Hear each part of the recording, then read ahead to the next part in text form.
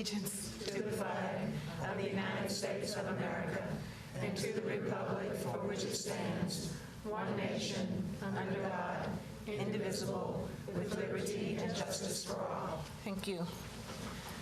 We do have did the quorum thing. Jay Steele, under awards and recognitions, U.S. Community Credit Union.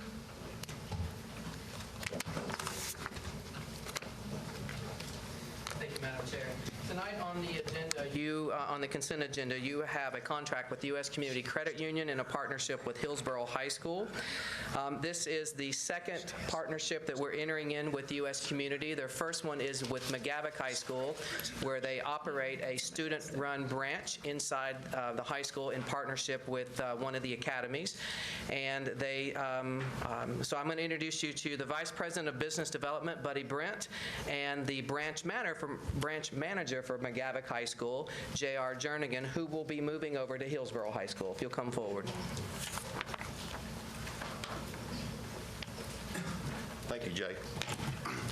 Good afternoon. You know, there's never been a more exciting time than now to be involved in education in Metro public schools. Through the academies of Nashville and our partnerships, students are part of an educational experience, setting an example for a nationwide education reform. These young men and women are learning about future career opportunities and gaining real-world experience through new classroom-style instructions, internships, and job shadowing. This effort will help prepare the future workforce of Nashville and fulfill high-skilled jobs, and to help the city continue the tremendous growth it has seen in the last few years. I've watched many young men and women over the last 4 years grow from being shy, apprehensive, to outgoing, making eye contact, handshaking, making great financial stewards in our community. That's our future leaders of Nashville. U.S. Community Credit Union wants to thank Dr. Register, Dr. Steele, the board, and the Nashville Chamber of Commerce for their vision in the academies of Nashville. USCCU and the Board of Directors are dedicated to giving back to our local school system by providing education and resources. We look forward to the opening of our second student-run branch at Hillsborough High School, working with the students, the faculty, and the staff, and making a difference in a child's life and the community. Thank y'all. Thank you.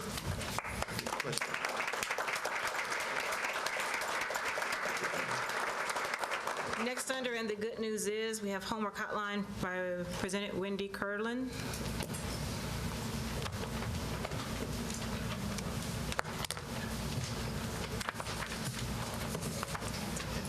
Thank you. Hello. I'm Wendy Curlin, Director of Homework Hotline, and I'm here to thank you and to thank Dr. Register and to thank some of our other board members. We've got quite a few. Dr. Steele, for your support of Homework Hotline and for our Call It Reading program. Because of your support this year, Homework Hotline's tutors and volunteers provided 6,436 sessions of free tutoring to 2,713 Nashville children, and we did this in 6 languages. Our Call It Reading program gave one-on-one reading remediation to 3rd grade children in 7 Nashville schools. Our fabulous reading students gained an average of 1.4 grade levels in 8 months. Hello, my name is Adrienne Archie, and I am the Assistant Director and Volunteer Coordinator for Homework Hotline. And as we go into our 16th year of the Volunteer Scholarship Program, I'm pleased to let you know that 100% of our volunteers have graduated from high school, 100% of our volunteers have gone on to college, and each one of the volunteers who have provided more than 100 hours of service received a scholarship from Homework Hotline. So we just want to say thank you for that. Hi, I'm Ann Brandt. I'm a board member of Homework Hotline. In August, Homework Hotline will start its 25th year of tutoring students. During the previous 24 years, we have provided more than 500,000 sessions of tutoring, and virtually all of those have been to Metro school students. We thank you so much again for the 24 years of support you've offered. As you'll see in our newsletter, that support will be reduced in the coming year. We're so grateful for all you've done and hope you'll find a way to fully fund us in 2015, 2016. Thanks very much. Thank you all. Thank you. We've modified a bit from our normal flow because we have some guests, I believe, with us to make some presentations. So we're going to go into the director's reports now, and we're going to give our pre-K update and then our diversity plan update. Dr. Register. Thank you, Madam Chair, for making that modification so that we can get some folks on the agenda early in the agenda today. And I want to say it's a special pleasure of mine to introduce our expanded pre-K program. Lisa Wiltshire is going to, Lisa, I'll call you on up to the podium. Lisa is going to orchestrate the presentation today. We are coming to the end of our first year for creation of our 3 model school centers, model pre-K centers at Bordeaux, Ross, and at Casa Azafran. And of course, you know that we were locally funded, received local funding to grow this program, and as a result, and through cooperation with the state, through cooperation with Memphis, Shelby County Schools, and also with a great partnership with Vanderbilt University, we received a $33 million grant from the U.S. Department of Education to continue to expand pre-K initiative in our district over the next few years. So we're quite pleased to bring you a report and an update today, and honestly, I'm very pleased to have this as a report at my final board meeting. So Lisa, we'll turn it over to you and let you take it forward. Okay, thank you, Dr. Register. Good evening. We are delighted to present to you our year-end report on our early learning centers, Ross, Bordeaux, and Casa Azafran. I'd like to begin by recognizing several people who are here. We have staff, partners, and families with us. We have our 3 early learning center directors, Laura Bilbrey, if you would stand up, Dana Ekman and Joanna Guerrera, who are here.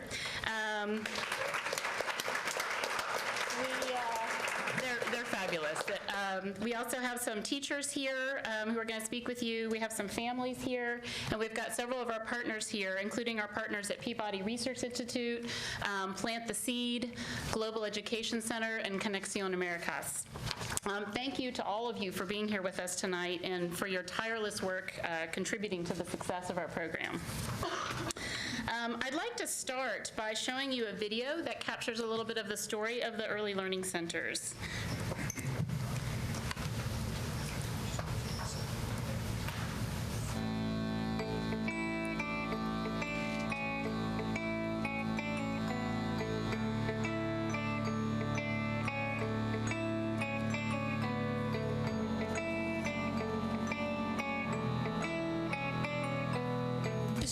Pre-kindergarten education is critical to our children and can serve as a major milestone for every child. That's why Metro Nashville Public Schools created the Early Learning Centers. They grew out of a vision the Director of Schools, Jesse Register, had after leading the district through a strategic planning process to set ambitious goals to significantly improve 3rd grade achievement in language arts, math, and social-emotional development. He knew that in order to achieve great gains in 3rd grade and beyond, we have to invest early. He tasked his leadership team to develop an initiative to expand pre-K services to all students who want and need access, as well as improve the quality of early learning in the county. The first step in this pre-K initiative was to create a model for quality while also expanding services. 2 existing elementary schools were repurposed to become pre-K schools, and 1 new site was created at an existing community center, Casa Azafran. The school's purpose are to serve as hubs of innovation where best practices in early childhood education are developed and integrated into all district programs. When you walk into an early learning center, you immediately notice reverence for young children and for families. Student work and art are placed at the eye level of children, classrooms are calm and engaging, and materials are motivating and inspiring for children. The classrooms are arranged in centers where children work independently, in pairs, or in small groups, learning as much from one another as from their teacher. The curriculum is project-based and experiential to maximize student-centered instruction and cognitive rigor. The Early Learning Center's curriculum is augmented by enriching programming, including garden-based service learning and multicultural music and movement. children have learned to play, grow, and harvest their own food, and are often eager to share the fruits of their labors with each other, as well as lucky visitors. Every child participates in a stimulating music program to enhance their skills and knowledge. Through all of the lessons and programs, children are taught how to be confident and motivated critical thinkers who are empowered with knowledge about the world and a greater understanding of their place within it. A head start on education for your child is the right choice, and the Early Learning Centers of Metro Nashville Public Schools provide an enriched environment of learning for your young one. Visit us online to learn more about the pre-kindergarten options in Metro Nashville. It's literally the best marketing video I've ever seen for any of our schools. I mean, if we could make a video like that and say that about every other level that we educate, we could eliminate 90% of what we talk about at this table. Well, I think it helps. I got something for you to work on. Thank you.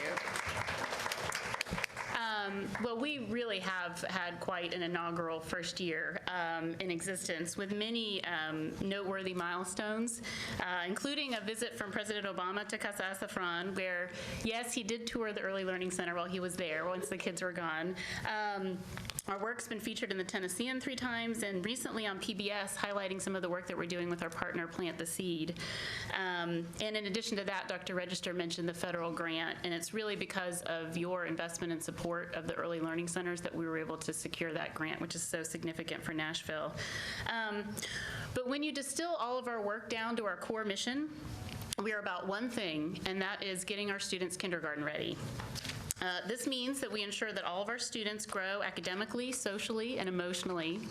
And we measure this by looking at 5 domains focusing on the whole child: language and literacy, cognitive development, which includes math skills, social emotional development, physical development, and approaches to learning, which includes traits such as confidence, motivation, and perseverance, skills essential to achieving success in school.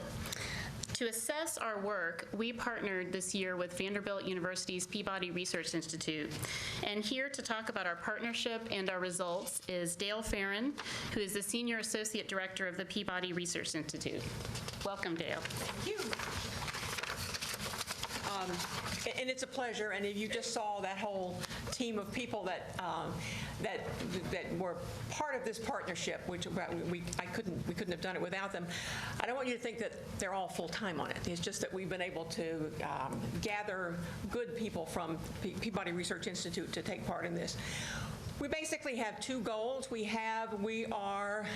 It's doing what's called a data-driven change process. It's very unusual to give teachers real-time data as they're teaching, as they're helping them build the floor they're dancing on really fast. And then by doing that, and the information that we get from that, developing a model that we can then take out to the full pre-K program in the city. This is called a continuous improvement model, and it's interesting, there's a continuous improvement that we're doing throughout the year, but then also then you have to think about that as going across years. So what we learn from one time, we try to feed back into the program immediately. They make changes, we tell them the effects of those changes, and we're going to continue to do that next year. But this you might not understand, but well, you will know this. Development of any model takes time. What people don't know is that there really is not a validated, preferred model for scaled-up pre-K in a public school system. It doesn't exist. There are 2 school districts that are routinely recommended for people to go look at or interact with when they are thinking about model pre-Ks. One's Tulsa, Oklahoma, and the other's Boston. What we think is that MNPS, through the process that we're following, can become the 3rd city that people reference as the place to go look at pre-K. But more than that, we're going to be able to document how this change took place. So we'll have more information to give than either Tulsa or Boston. So let me just back up. I wanted to give you just some information about how different subgroups of children have done across the year. We have assessed, as Lisa was talking about, we've assessed them in a variety of things. Right now I'm just going to show you something about their language, their literacy skills, and their math skills. First, Of great concern, of course, are English language learners. As you can see, they made great progress during the year. They're getting close to the national norm, which we've highlighted in green there.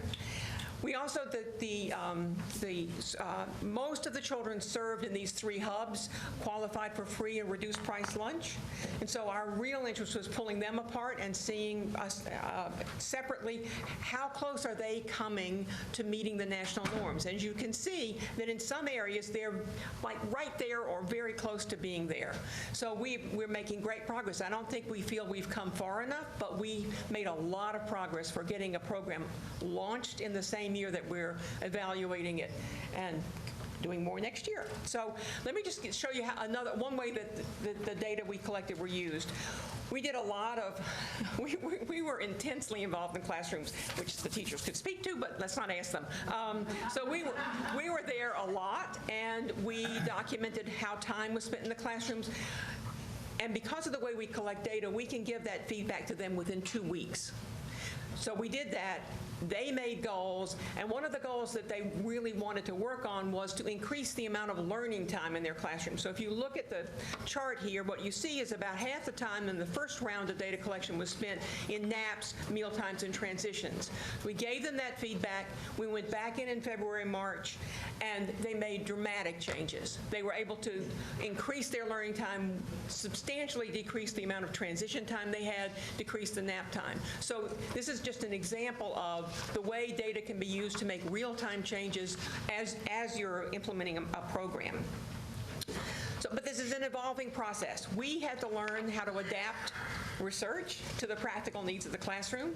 They had to learn how to tolerate us being there all the time. Each of the ELCs, this was unexpected to us, actually had its own unique approach for how it was going to deal with the data. Each of the directors set their own goals, and they established independent goals from the other, which makes sense because they were slightly different from each other.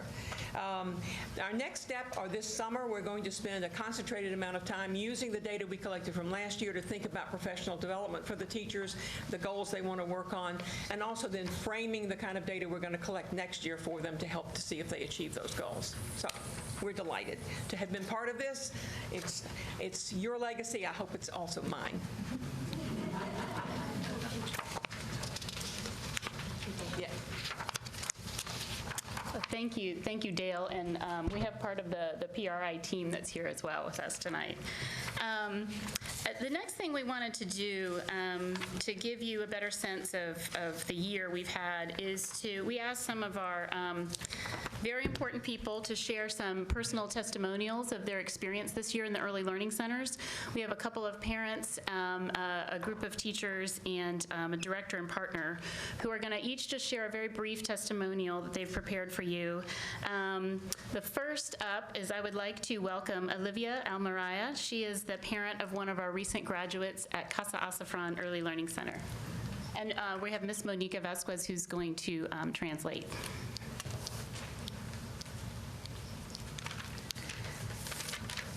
Hola, buenas tardes. Mi nombre es Olivia y mi hijo Cuauhtémoc. Temo al principio era un niño muy tímido debido al límite de su inglés, pero gracias a la ayuda de sus maestras y la ventaja de tener una maestra bilingüe, le ayudó a adquirir más seguridad en el lenguaje. Good afternoon. My name is Olivia, and my son Juan Temo was a student at Casa Azafran. At the beginning, Temo was a very shy little boy because of the limitations on the English language. But thankfully, with the help of the teachers and the fact that there was a bilingual teacher, he now communicates clearly and feels more comfortable. Hoy en día es un niño más independiente y seguro en sí mismo. También como padres aprendimos cómo apoyar a nuestro hijo en casa gracias a los programas de Casa Azafran, como Padres Comprometidos, clases de inglés, entre otros. Also, as parents, we learn how to support our child at home.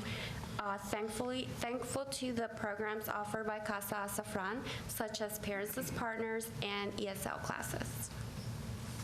Estoy muy agradecida con la directora y los maestros y el personal por el trato amable y de confianza y seguridad que le transmiten a los niños y a los padres de familia. Thank you very much. I am very thankful for the principal, the teachers, and the staff for the kindness and the trust that they build on the children and the parents. Thank you. Thank you.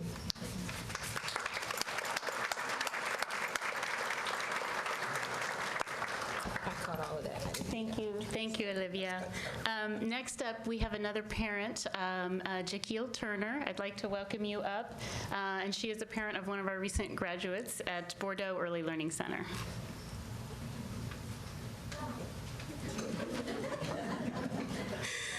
All right, that's my baby back there. That baby's bigger than you. All right, so I'm going to try to compose myself because I feel so strongly, you can hear it in my voice, about the experience that my son had at Bordeaux. From the first day that we walked into Bordeaux, we knew we were where we needed to be.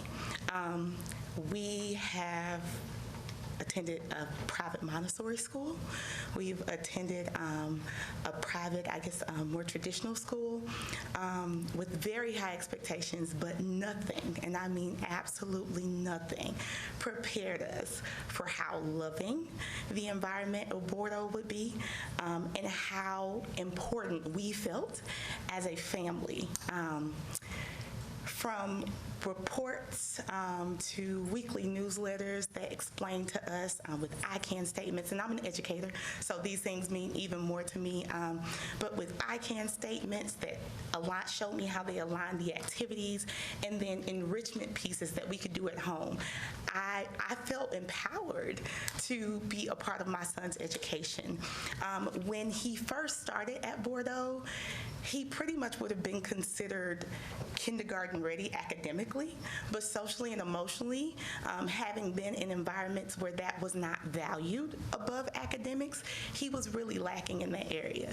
And he has grown by leaps and bounds due to the efforts made at Bordeaux to educate him as a whole child. And that is something that I just can't teach that at home. Like, I can teach a lot of things being an educator, but I can't teach my son to work in groups. I can't teach my son to learn how to speak up, but do it in a way that's considerate.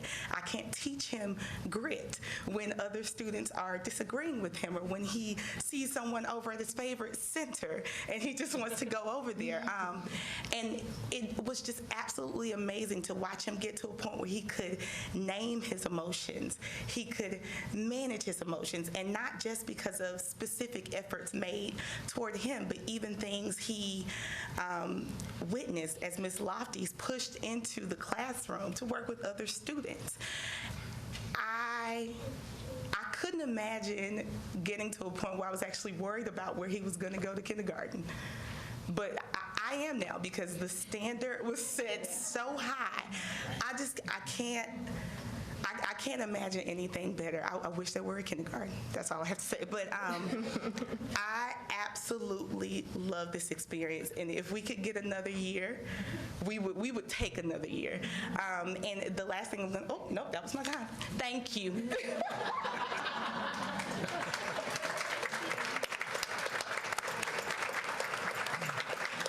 Thank you, Jaquil. You all have already heard from some of our Ross parents who wrote letters to the board earlier this year, but we really also wanted you to hear from our teachers. So next, I would like to invite a group of teacher leaders and a coach up. They have been with the district for years, so they have a unique perspective on the early learning centers. They are also, most people don't know this, the core team of teacher leaders who helped really vision the transformation for pre-K and Metro. They were integral to all of this. And so I'd like to introduce and bring up Mindy Coe, Danielle Norton, and Jenny Price, and Debbie Glass.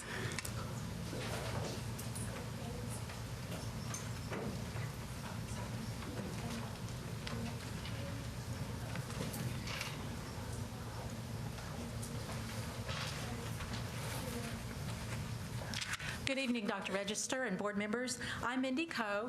This is Danielle Norton, Jenny Price, and Debbie Glass. And we were part of the pre-K leadership team, which met with district leadership in 2013 to address some of our concerns. Our wish was that there could be a cohesive curriculum for pre-K, all the pre-K classes in Metro, that the evaluation of teachers and students would be appropriate and meaningful, and that pre-K teachers would have support for early childhood professional development to ensure professional growth. In January of 2014, we were brought on board to help plan and implement the new pre-K initiative that will eventually provide the opportunity for all children in Davidson County that are 4 years old and would wish to attend pre-K.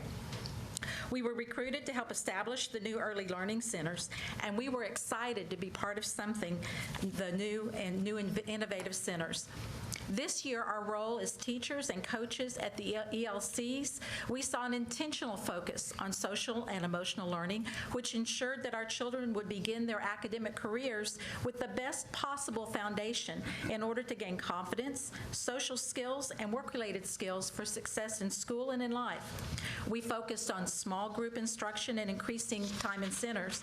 We provided opportunities for students to learn and grow at their own pace, and for us to support their differentiated academic growth.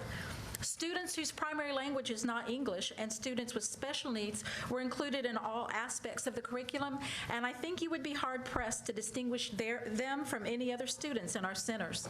Our new curriculum, Teaching Strategies Creative Curriculum for Preschool, partnered with the authentic assessment tool, Teaching Strategies Gold, provided teachers and parents a concrete picture of student abilities, growth, and growth across developmental domains. The data that Vanderbilt provided us gave us very clear goals and a blueprint for improving teacher performance and student outcomes. And parents played an integral role in the success of our centers this year. We invited them to be part of our learning communities, which ensured their support and involvement, which is critical to the success of their children as well as our school program. Our school communities became families, with everyone playing a part to support our students. Jenny's son, Clay, was a student at Ross, and she said to us, you know, my son could not recognize a number, a letter, or even read his name in print back in August. And now, when he discusses the parts of a tree when we walk through the neighborhood, or spends half an hour explaining the difference to me between a circle and a sphere in detail, I know we're doing the right thing. We are pleased that in the coming year, it's our understanding that all pre-K classrooms will be provided with the same teaching strategies curriculum we were fortunate to utilize. There will be professional support for teachers in implementing the curriculum, setting goals, and planning developmentally appropriate experiences for their children, which is necessary for the teachers to be successful. We are excited to see the district embrace a strong commitment to social emotional learning and early childhood professional development, curriculum, and evaluation for all teachers. Thank you.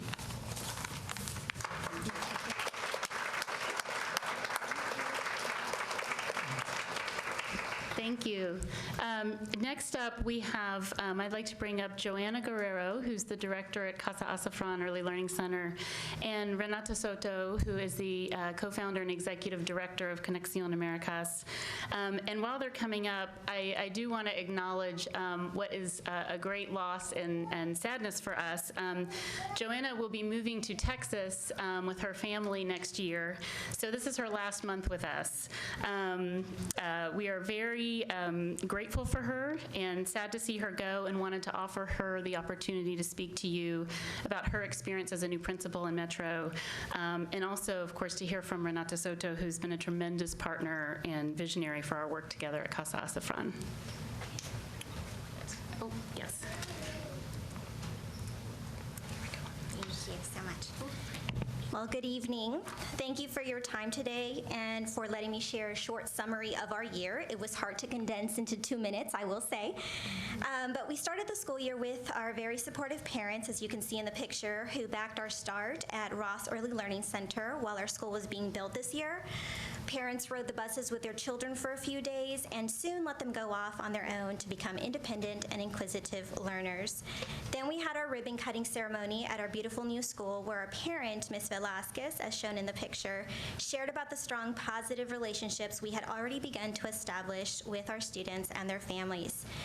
We had many, many partnerships this year that included Casa Azafran Community Center, Plant the Seed, Global Education Center, and the Peabody Research Institute at Vanderbilt. So our children had many meaningful experiences, not only with our school staff and teachers, but through these partnerships that we established. So I'm pleased to announce that because of committed district personnel, school staff, and partners that are willing to go above and beyond to impact student learning, 70% of our students from non-English language backgrounds will not need EL services in kindergarten and will be enrolled into the general education classroom.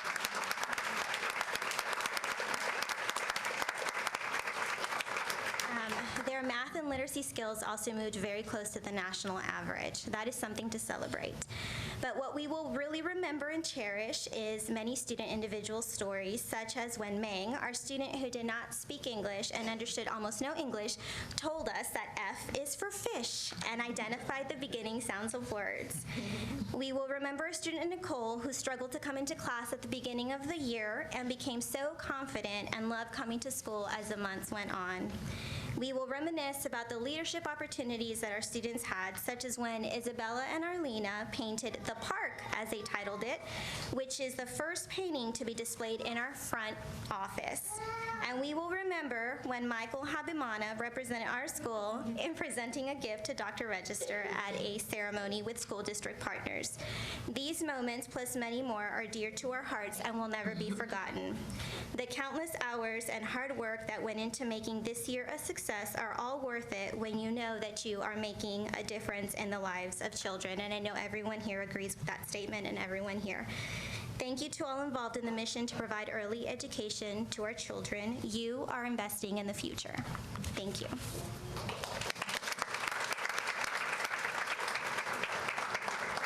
There's little left to say after the results that Joanna, and I think that no one cares more about those results than each of the families that have that made the risk of coming to a new school and new teachers and a new team. And so we're very thankful for the opportunity that they gave the team that Joanna put together, that Lisa put together, but also the partners at Conexión Americas.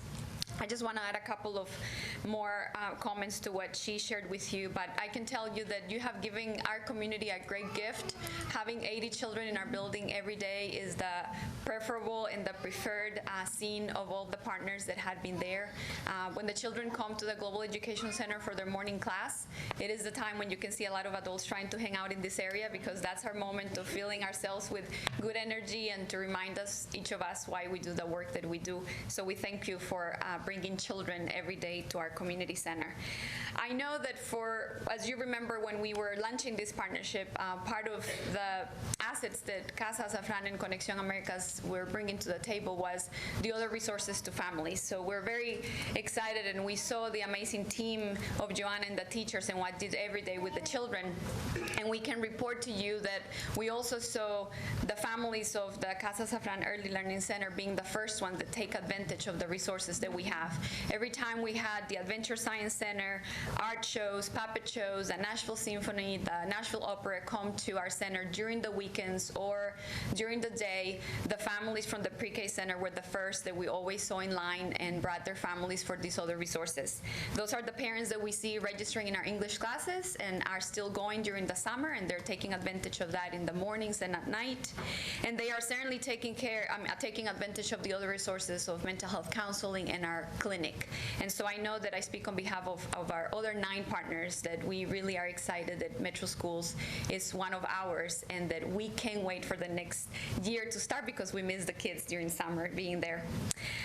I know that we are proud, and I hope that you have heard our collaboration as a public-private partnership that everyone in Nashville uplifts as an example of what's possible when government and nonprofits like ours come together.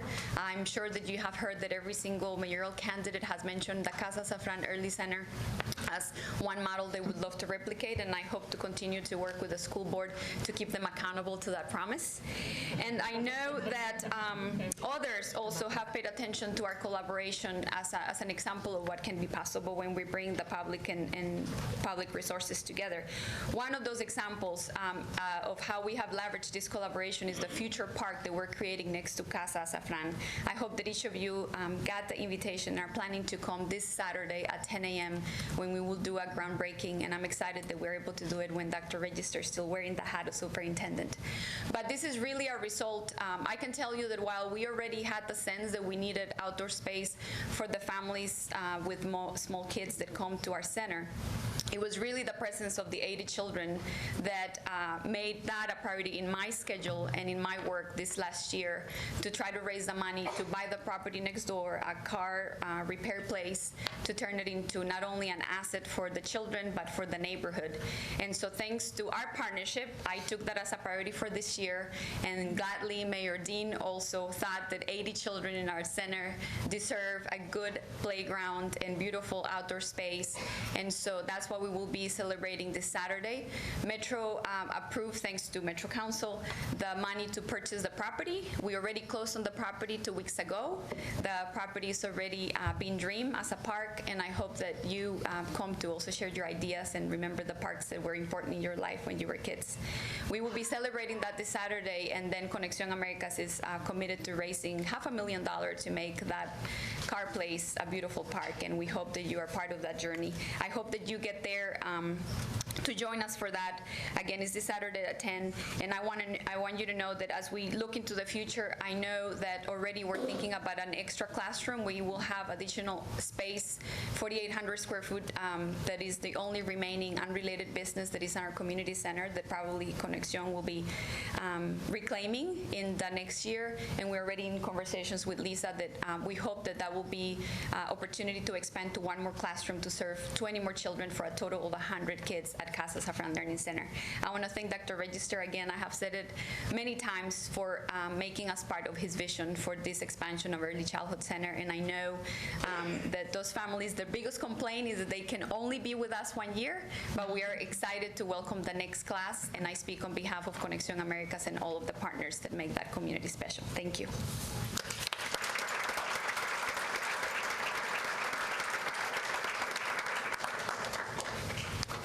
Thank you, Joanna and Renata. Oops, I went a little too far. Here we go. In terms of next steps and what we do from here, we're really focused on 5 things going forward.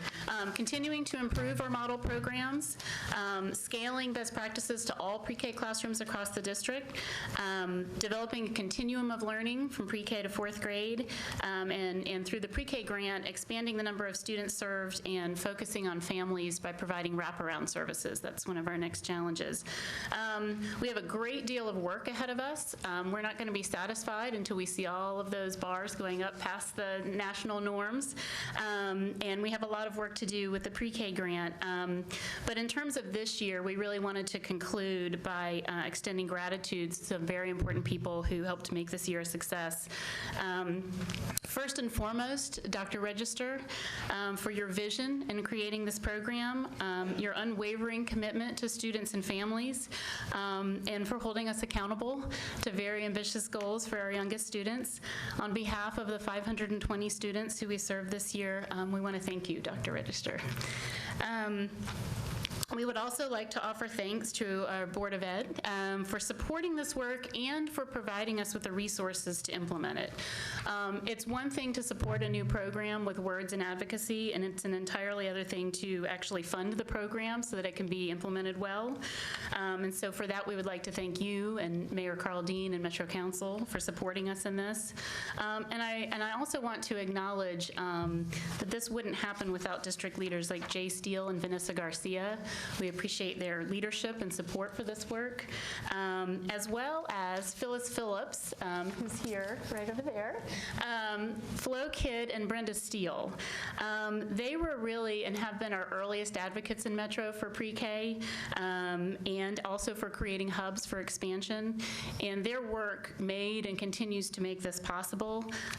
We all like to say they were pre-K when pre-K wasn't cool. And luckily, we still have them with us in this initiative. So, in our minds, if nothing else, this year has taught us that this work has demonstrated what can happen when entire communities come together around a common goal. And for that, we're grateful. So thank you. Thank you, Dr. Register. Thank you, Lisa, and I want to acknowledge the fact that you really did stay to that 15 minutes. I appreciate it. Thank you so much. It could have been a lot longer. Thank you very much. We're very proud of the program, and thank all of you for being here and being part of the presentation today. I'll ask Fred Carr to come to the mic next, and this is another program that's very special for us, and it is an update on our diversity plan. This is one that's timely now. It's due, and we would like Fred to start this presentation. And Fred, I will try to hold you to 15, and your other presenters to 15 minutes if you can. I think it might be good to start this presentation by saying that today I received official notification that the Office for Civil Rights complaint in the Spurlock case against MNPS has been closed. Of course, you know that we won the court case, but we've been in, we've had an OCR complaint for ongoing since that time, and we recognize the fact that our diversity management plan, in large part, helped us see a closure to that OCR complaint. So with that, I'll turn it over to Fred. Thank you, Dr. Register, Dr. Gentry, members of the board. This is a brief history and overview, and I'll go ahead and get started while we're pulling up the slides. You do have some paperwork and a copy of this in front of you at the board table. Brief history of the diversity plan. The board unanimously passed a resolution November 2013 calling for the creation of a diversity management plan for the school district. The plan was finalized in March of 2014. As you know, under federal law, school systems are free to pursue diversity in schools or not unless they're under a court order, supervision for desegregation, which we are not. So that means that schools can be race conscious when recruiting students, but not when making the admission decision. By having a diversity management plan which states that we see high quality diverse schools as a benefit to the students we serve, we're one of the few school districts in the country that is openly, transparently advocating for diversity while also pursuing expanded school choice and focusing on school performance. Diversity, school choice, and academic performance are often seen as mutually exclusive goals. Most people in education believe you can aim for one or two, but we are doing all three here in Metro schools. Thanks. You'll find a handout at your seat with the full definition of student diversity. Here's a quick refresher to frame the rest of the presentation, and there'll be several of us, and we do have a timed deadline, so we'll stick to that.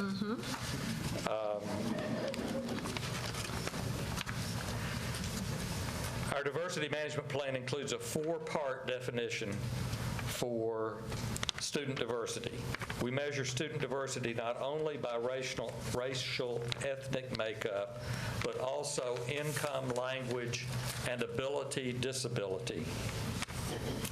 To meet the definition of diversity, a school has 3 ways it can accomplish the measure for racial or ethnic diversity. A school can enroll multiple racial ethnic groups, with each representing at least 15% of the school's total enrollment. Or a school can enroll at least 2 racial or ethnic groups, with each representing at least 30% of the school's total enrollment. A school can enroll multiple racial ethnic groups with no single group representing more than 50% of the school's total enrollment. We call that a plurality school. The school must also accomplish 2 of the other 3 measures related to income, language, and disability. A school meets one of those measures by having a percentage of students that is at least 2/3 of the average for its school tier. That's compared to the district. For example, to meet the income measure, a school would have to have a percentage of students eligible for free or reduced meals that is at least 2/3 of the average for the schools in its tier, elementary, middle, or high. On your other page of your handout, you'll see the definition of staff diversity. Staff diversity is not about matching the school's student population. Instead, it's about making sure that both certificated and non-certificated staff at a school reflect the diversity of the staff district-wide. And you have the specifics on that handout. The Diversity Management Committee produced its first annual report this past fall. It was delivered to you in November. It is based on 40th day enrollment numbers, which are what we use for a lot of our annual reporting. When we go back and look at the enrollment data and compare it year to year, overall, the number of schools that meet the definition of diversity has ticked up slowly over the last 3 years. Also, the percentage of students attending a diverse school is going up, and so is the number of plurality schools and the percentage of students attending plurality schools. You can see the summary of the last 3 years of data on this slide. I would point out that a majority of students, 57%, in district-managed schools attend a school that meets the definition of diversity, and that's a tremendous accomplishment. The report also lists schools serving more than 90% of one race or ethnic group, which are schools where increasing diversity should be a high priority while maintaining the focus of high academic achievement. The Diversity Management Plan is being overseen by a committee that's divided into 4 work groups: school choice, staff diversity, resource investment, and academic performance. We're going to hear a brief update from each work group. Chris Weber chairs the school choice work group, so he's next. Thank you, Mr. Carr.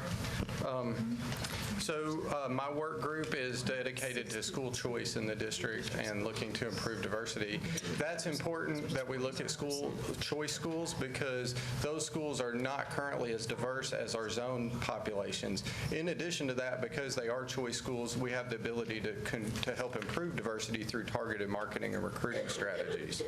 As you know, last year the district hired our first recruiter, and her name is Jill Peoples. Last year, Jill Peoples started work with the district in the Family and Community Partnerships Office. Over the course of this summer, Jill is going to transition to work now with the Communications Department, where she'll be able to take a larger focus on targeted marketing and recruiting to help improve schools enrollment and diversity. And this has been included in the strategic communications plan provided by Janelle Lacey. This year, the targeted marketing and recruiting focused on 3 areas. The first was the opening of the wonderful model pre-K centers that you just saw and promoting awareness of those. Second was a targeted marketing recruiting effort in East Nashville, and that became a focus once the priority school list was released this past fall. In addition to that, the district has focused on implementing the rezoning plan in Waverly Belmont and Hillsborough cluster to open Waverly Belmont and make families aware of their new choices there. So through the work in East Nashville and promoting awareness, we hosted the first East Nashville Schools Fair to help families in that area become aware of the school options in their neighborhood. In addition to that, we work very closely with the families at Kirkpatrick to help those families be aware of the options provided to them, specifically helping families be aware that they are in the geographic priority zone for Lockland and that the district will be providing yellow school bus transportation to those families so that they can attend Lockland if they were selected through the application process. For the early learning centers, Ross and Casa Asafran opened to a great start, and we expect those schools to continue to be diverse as the demands for those schools continue to improve. This year, most recently, there's been a targeted effort to identify Salem Town, Germantown, and Metro Center to help those communities become aware of the wonderful program at Bordeaux and improve diversity at that school as well. For Hillsborough cluster, it's still early because Waverly Belmont has not opened yet, but we have studied the projections, and currently it looks that all the schools in Hillsborough are tracking very close to the diversity estimates that were provided at the time that rezoning plan was approved. And that includes at Waverly Belmont, we hope and expect will be a plurality school, which is great. It appears that Julia Green is holding steady to the diversity that they had. One of the factors that we need to continue to monitor is Percy Priest. It appears as if Percy Priest might slightly lose a little diversity as so many families take advantage of the grandfathering option to remain at that school. The bottom line here is that it is clear that through targeted marketing and recruiting, the district can improve student diversity at the schools. Going forward, the district would like to focus on low-hanging fruit. So this targeted marketing and recruiting strategy next year will look for schools that are academically achieving well. However, there may be underpopulated or have seen enrollment declines in recent years. So we want to focus on those schools and look for improvements there. And the communications department is an asset ready, and they're going to help promote the recruiting efforts in those schools. So next steps. The school choice work group has identified that one of the things we need to do is get out to the school leaders and to each department head and provide these individuals with specific demographic information about their department or their school, as well as include the actual goals and benchmarks that they need to be setting priorities for to meet. We would like to see specific data for schools that would show details broken down by grade level for student diversity so that they can look at historical trends and begin to set to identify methods to improve diversity in their schools, such as possibly identifying pre-K pathways for students in pre-Ks to remain in their schools. After the principals receive this information, we're going to ask that they provide the district back with recommended priorities for how they intend to focus efforts to improve diversity at their school. And to begin that, last week we actually met with the Principal Leadership Institute where a very similar presentation was provided to that group, and it was very well received. In fact, right after that presentation took place, Jill Peoples was approached by several principals, encouraged and wanting to learn more about how they can help, how they can improve targeted marketing and recruiting for their school. And in fact, the very next day, Jill Peoples and the communications department met with the leadership teams at Haynes Middle School to identify and talk about strategic targeted marketing to both improve enrollment and diversity at that school.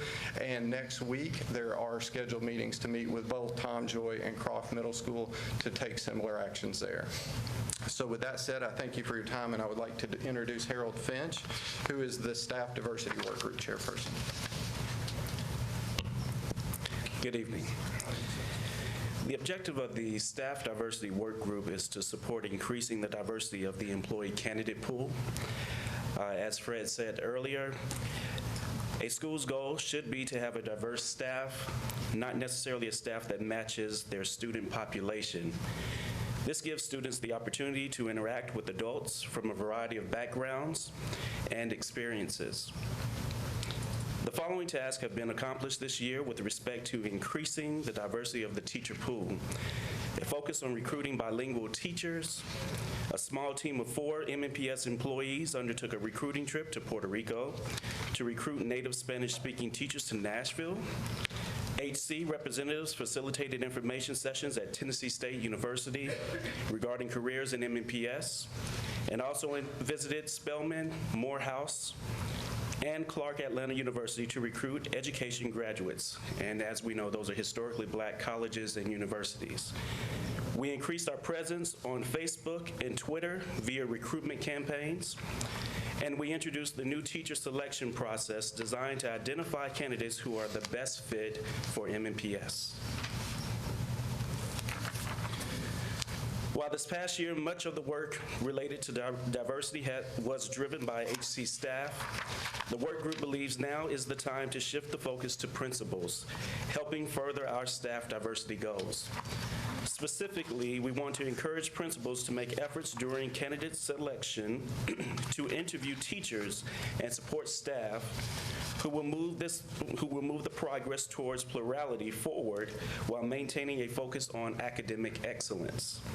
Over the next year, we will continue training efforts for principals regarding the importance of diversity and how plurality can be reached through the hiring process.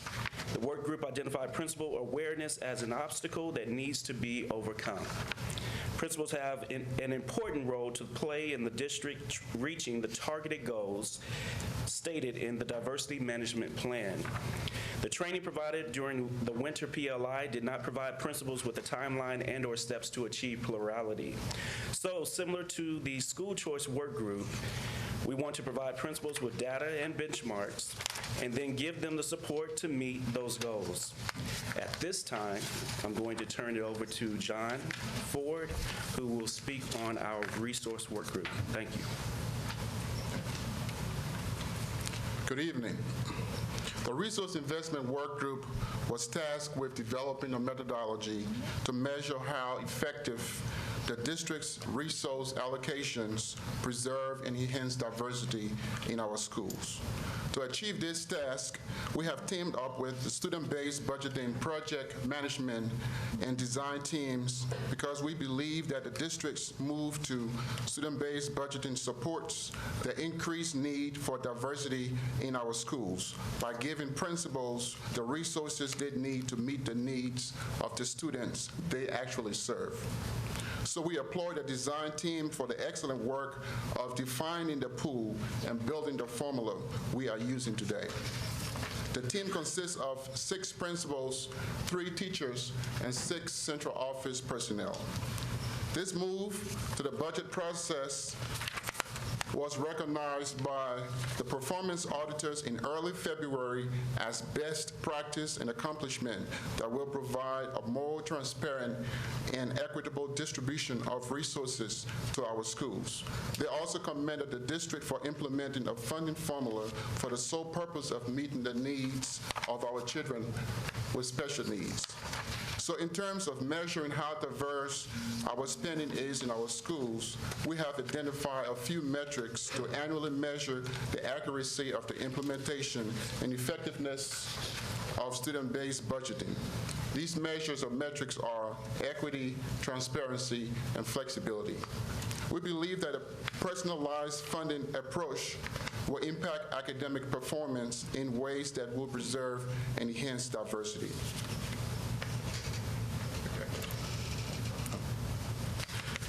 So what are the next steps? Well, during the early part of school year 2015-16, the budget will be analyzed, comparing it against the actual student enrollment numbers for appropriate budgetary adjustments. Secondly, as part of the continuous budget improvement process, these WICs will be reviewed annually to determine if adjustments are needed to address funding levels for specific populations or student characteristics. And finally, gathering feedbacks from principal would improve this part of the process. I'll now turn this part over to Dr. Paul Changas, Chair of the Academic Performance Work Group. Thank you, John. One of the things that makes our diversity plan unique is its focus on performance. And while our primary focus thus far has been on academic performance, we recently began looking at non-academic measures such as attendance and discipline. And in the future, we hope to look at extracurricular activities and such things as parent-community engagement, other factors that are important to school success. As a first bullet point indicates, and this is looking at the definition of full diversity, we saw slightly lower academic performance in schools that met the full definition for diversity. But we're only talking about a couple of points as measured by our academic performance framework on average. There was very little difference. With regard to, and I'll also add that with our diverse schools, they had 8% more economically disadvantaged students and 9% higher mobility, so that explains some of the differences that we saw. But I'll also add that the diverse schools had a smaller number of students, a 1% less number involved with discipline incidents. When we looked at racial ethnic diversity, the second bullet, we saw slightly higher academic performance for our racially diverse schools. The difference is only about 3 points, but it's a trend that we didn't see the previous year. It's trending upward for our diverse schools. So they actually outperformed non-diverse schools in 2014.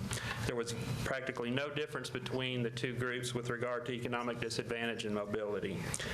Again, we saw that the diverse schools had fewer discipline incidents, about 2% less students involved.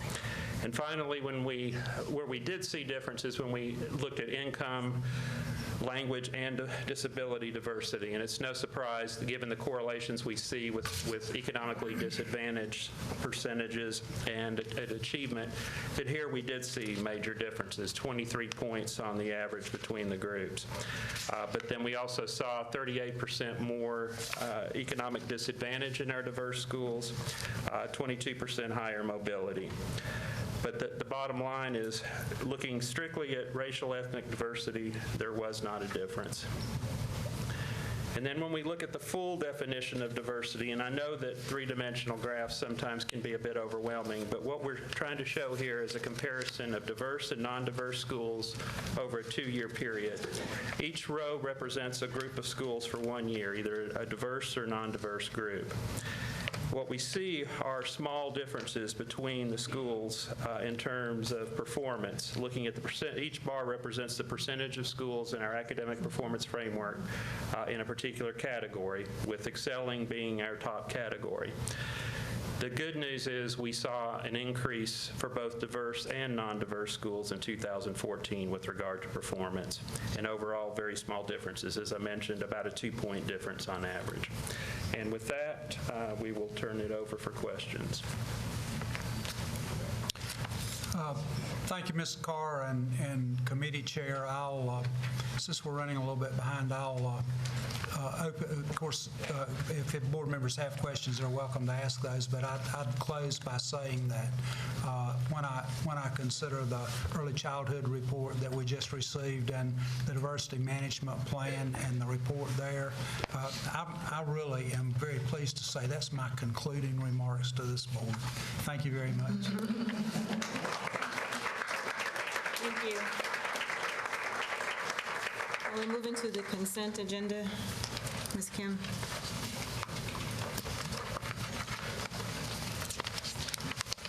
All right, A, recommended approval of change order number 2 for DuPont Tyler Middle School ADA upgrades, Edwards Construction LLC. B, recommended approval of request number 2 for district-wide roof repairs, Ironwood Building, Collier Roofing Company, Incorporated. C, awarding of purchases and contracts. 1, advancement via individual determination, Avid. 2, Apple Inc. 3, Archetype Film and Post. 4, Carolina Biological Supply Company. 5, Sharon Sports Services, Inc. 6, ComServe Services, LLC. 7, Details Nashville. 8, Genesis Learning Centers. 9, Hush Blackwell, LLP. 10, Infinite Campus, Inc. 11, Metropolitan Nashville Police Department, MNPD. 12, Neely Coble Company. 13, Plant the Seed. 14, Purity Dairies. 15, Train US, Inc. 16, U.S. Community Credit Union. D, consolidated application for ESEA, IDEA, and CTE federal grant programs. Thank you, Ms. Kim. Is there a motion to approve? Chair, I move that we approve the consent agenda as read. Is there a second? Second. Any discussion? All in favor? Aye. Any opposed? Item number 2 is a motion to appoint an interim director of schools. Just want to state that we did have a committee meeting. I don't know if it was, I guess it's 2 Thursdays ago, and this topic did come up. There was some conversation about it, and not a formal recommendation, but just going from head nods and general consensus of the conversation. So I'd like to make the motion that we appoint Mr. Chris Henson, as our interim director of schools. You've heard the motion. Is there a second? Thank you. Any discussion? Yes. I have great respect for Chris Henson, but I believe that Jay Steele would make a great interim director. He's an educator. He has made a name for our district through the academies of Nashville. He was just this week invited to the White House to celebrate the innovation and real life learning. So I don't know if I can add his name to the list here of It's not a list, it's nominations. not a ballot, it was just a recommendation. You can make a separate motion if you like. Okay, may I do that now? You sure can. Okay, I move to appoint Dr. Jay Steele as interim director of schools effective July 1st, 2015. It's been made and properly seconded. There's a second motion on the floor. All in favor of Jay Steele serving as interim director of schools? Raise your hand. Okay, it's 5-4. I guess that motion passes. Second motion is all in favor of having Mr. Henson serve as interim director of schools? All in favor? It's 4. All opposed? Let me show your hands, please. Opposed? 4, 5. 5 against. Okay, so we're going to make sure we make formal recommendations the next time. We have a committee meeting. We now need a separate motion. If there's to be any other adjustments, is there another motion on the floor? Say more. Adjustments to what? Budget, the salary increase. I move that the salary for our interim director be adjusted accordingly. Thank you. Is there a second? All in favor, say aye. Aye. Any opposed? All righty. Next item on the agenda is the Annenberg Standards recommendations for Governance Committee.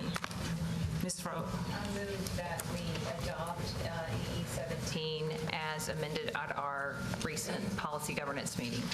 A second. Okay, you've heard the motion. There's been a second. Discussion.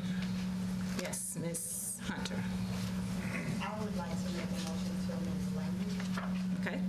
To the original language that we stated at the beginning of making this motion. Is there a mic on? It is. So I would like to make a motion to amend the language. The original language stated that the Metropolitan Board of Public Education supports independent accountability and transparency standards for all of Metro Public Schools. The language that we have here states the director shall require in each charter agreement that charter schools comply with the Annenberg standards and policy recommendations as adopted and approved by the Metro Board of Education. The director shall also apply the Annenberg standards to traditional schools as specified below. So I would like to change that language. Okay, so you have a competing motion. So the motion as stated with the language, because I just want to go back and let me make a statement here. The original motion that this board passed, and this one wasn't head nods, this was an actual vote, was that the Annenberg standards would be applied to all Metro schools. As I look at the recommendations, there's lots of these bullet points that really do only apply to charters because of some of them have applications. There are several of them that don't just apply to charters. So we either need to take these one by one in this meeting, or we need to go back and submit another motion that specifically states what this board asked for, and that was that the standards be reviewed and that the language and the policies be applied to all MNPS schools. So there seems to be another disconnect between what was discussed and what we're now voting on. Is So I don't know if we just need to send this back to governance, or you can help clarify how the disconnect happened. Okay, so we had this discussion at the policy governance meeting, and we had the discussion with our attorney present, and Corey Harkey told us that, we can, as we move through the policy and vote on that, we can change whatever language we wanted to. So we walked through every single one of these standards, and we included, and we agreed on each one, and we included at the very beginning this language that says, the director shall, the first sentence has to do with charters. We inserted a second sentence which said, the director shall also apply the Annenberg standards to traditional schools as specified below. And so we have put in specific instances where we believe that these standards should apply to traditional schools. And we all agreed in our last meeting and at a very long meeting. So I would suggest that we move forward with the decision we've already made. If someone wants to raise, a specific instance where we need to insert and traditional schools, I'm happy to vote on that. All right, so do you want to take these one by one? I think they're fine as is. So if someone has a specific suggestion, the whole point of this was to vote on this and have this voted on tonight so that these new applicants would be fully informed. That's fine. I get that.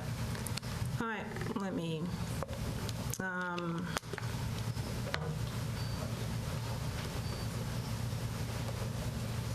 so let's take bullet point 4.2, for example, about the posting and discipline policy, including due process. That's in here, applies specifically to charters. A report of all their annual disciplinary actions. Why does that include district schools? It can. This is what we voted on. We spent 3.5 hours looking at this, and there may be places like this where you might find that you want to change it. I'm happy to change that on the floor, but I don't think it's necessary for us to go back through every single one of these standards since we So help me understand, what are the next steps? Let's just say that we ignore what we said we were going to do, and this passes. What's the actual, how does it actually make itself? What do we, is there like a physical update to the policy manual? Yeah, yes, our policies would change if we So we put all this language as it is in there. Right. And then the next step would be, some of this is already in our policy. So we agreed that we would go back through and make sure nothing is redundant. That's the next step. But all of this will go in there in some form. Mr. Pinkston and Ms. Pierce. At the governance committee meeting, we went through every standard that Metro Legal deemed was legally allowable under state law, and debated the overarching standard as well as its individual subparts in order to come to consensus around each of those sections. Dr. Gentry, the main difference between the conversation that happened that night and in governance committee meeting and the motion that passed previously, in my interpretation, the main difference was around enrollment in admissions practices in magnet schools versus charter schools, and that was the advice that Ms. Harkey gave us at that time that said, look, you all can apply these in any way you want, and there seemed to be general consensus around the table that around that specific standard that differentiating a bit might make sense. So that was my interpretation of what happened. Others may have a different view, but we did debate it thoroughly, exhaustively.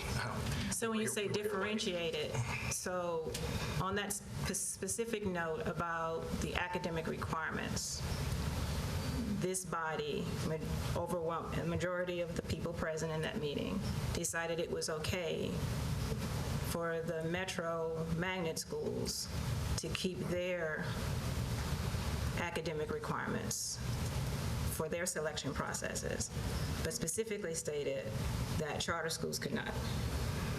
Is that what I'm hearing? Yes, and I think the general kind of consensus around the table was that charter schools exist purportedly to serve all schools, as zone schools do, and meanwhile, the academic magnets have a somewhat different mission. I actually agreed with your perspective to an extent, and we did have quite a bit of debate about it, about kind of the form that was passed originally versus what was discussed in governance committee. But again, it was a pretty robust conversation, and that's how it ended, and there were votes taken at every step along the way. So just the short answer, I can't keep up with all that. I'm a little tired. The short answer is, we hashed it out already. Of the 8 people that were there, at least 5 of the 8 agreed that we would allow magnet schools to be able to be selective based on academic criteria, but not the charter schools. Okay. You confused too? Come on, talk to me. The selective process was, we agreed that the selective process was somewhat different for the charter schools than the magnet schools. I'm just talking about so magnet schools have academic requirements. Right. So that's all I'm talking about, just academic. Did we mention anything about academic That's the only selectivity magnet schools have. Other than they tried to put my child out because she was late, but that's a different conversation. I'm speaking of charters. I don't think we mentioned anything about academic requirements for charters. Right, but my point here is this standard, the standard will not apply to magnet schools. Magnet schools are students who attend magnet schools are selected based on academics. So by implication, the fact that we won't apply that standard implies that we believe charter schools make some sort of decision, whether that's taking them in or putting them out, based on academics. And we can hold charter schools to not do that, but that doesn't apply to the magnet schools. I'm just trying to make sure I'm understanding what I'm voting on. That's right. That's the population that they serve. Yeah, and we had an email from Annenberg that said basically the Annenberg standards were never created to disband magnet schools.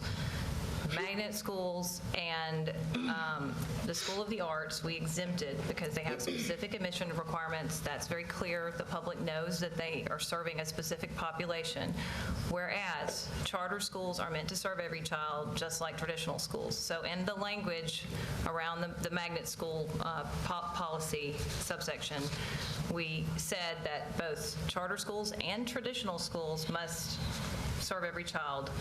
We are exempting academic magnets, academic, not just general magnets, but academic magnets, and our Nashville School of the Arts. And those were the only schools that we were aware of that have any sort of specific admission requirements for students. So just curious, in Mr. Pinkston's explanation to me, which I appreciate, you said charter schools are meant to serve everyone just like our zone schools. So is this to assume that everything that we've now selected to apply to a charter school will by default apply to our zone schools? I believe, well, I think what I thought I was voting on during the governance committee meeting was that virtually everything else that's in those standards, including all the subparts, should apply to the rest of MNPS schools, with the exception of those standards that, for all practical purposes, can apply, such as the governance section, which, because they have totally different governance structures. So that was like 95% of the debate around differentiation was around magnet and School of the Arts and kind of enrollment and admission practices. We actually had a good deal of debate later about financial transparency, and I was advocating to go even farther than the Annenberg standards advocate and do it for all schools, and got some pushback about that actually in terms of contract transparency and other things. But it even makes more sense. I agree, given that our schools are going to school-based budgeting. I mean, why are we not encouraging transparency in our traditional schools' budgets, since those schools are now individually and uniquely making decisions about how they spend their money? Some board members thought it was too bureaucratic and went too far.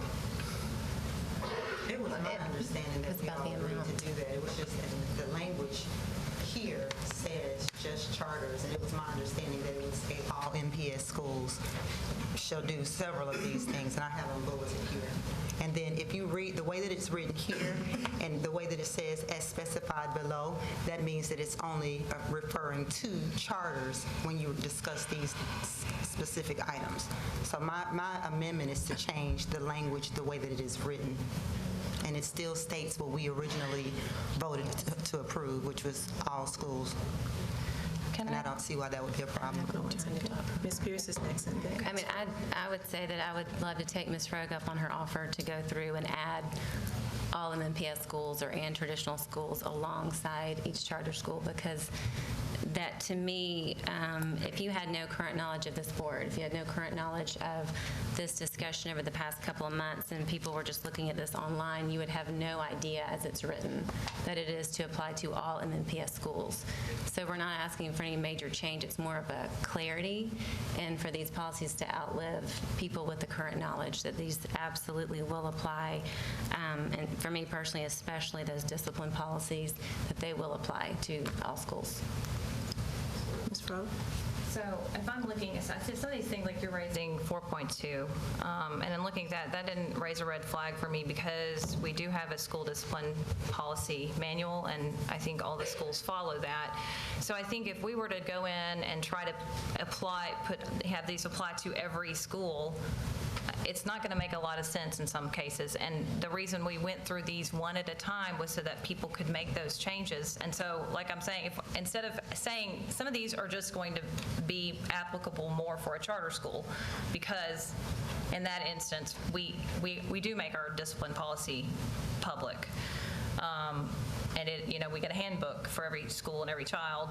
So I think some of that, I mean, I'm happy to change that language and include traditional schools in there, but I think if you put all schools at the very beginning, it's going to make it very mucky and unclear. And I feel like we're back now in this, like, let's put it off game, which we've been playing since this came up. We voted on this, and it's just been one excuse after another as to why we can't adopt it. And we rushed this process. We rushed our attorney so that we would have this done tonight, and now we come to vote, and we've got a whole nother, after a 3.5-hour meeting at which we all participated, we all debated. There was nobody was shut out of that discussion. Now we're going to try to change everything, which is going to, I think, confuse the language that is existing that we've agreed upon. I would still like to look. Hold on one second. Hold on one second. So even what you read isn't what I have in front of me. So as your motion, I think you had an extra paragraph or something. I'm not certain. But when we come back to the motion, I'd ask you to restate your motion when it's time. So I think somebody else had their hand.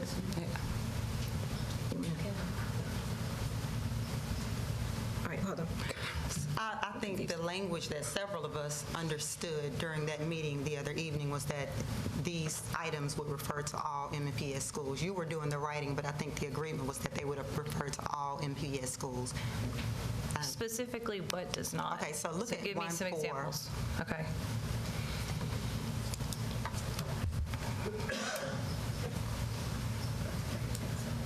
So 1.4 here on this version that you sent to us said charter schools are required to report on their websites and in enrollment and marketing materials the full range of academic enrichment and extracurricular offerings that they provide. I was under the impression or the understanding that it would say all MPS schools must list all academic, extracurricular, and enrichment opportunities on websites and marketing materials. Okay. I'm happy to make those changes. I just think if we put all at the beginning, it'd be a problem. So maybe I have we just them voted, change. and if How we many have do you have? disagreements about them, I think we can talk about it again. Mr. Pinks. This gets back to a conversation we had around preamble language that we articulated on the front end of the standards that basically stipulated that in any of these cases, these standards should apply to traditional schools. That language is in the document, or should be in the top. We agreed with, a majority of us agreed with that.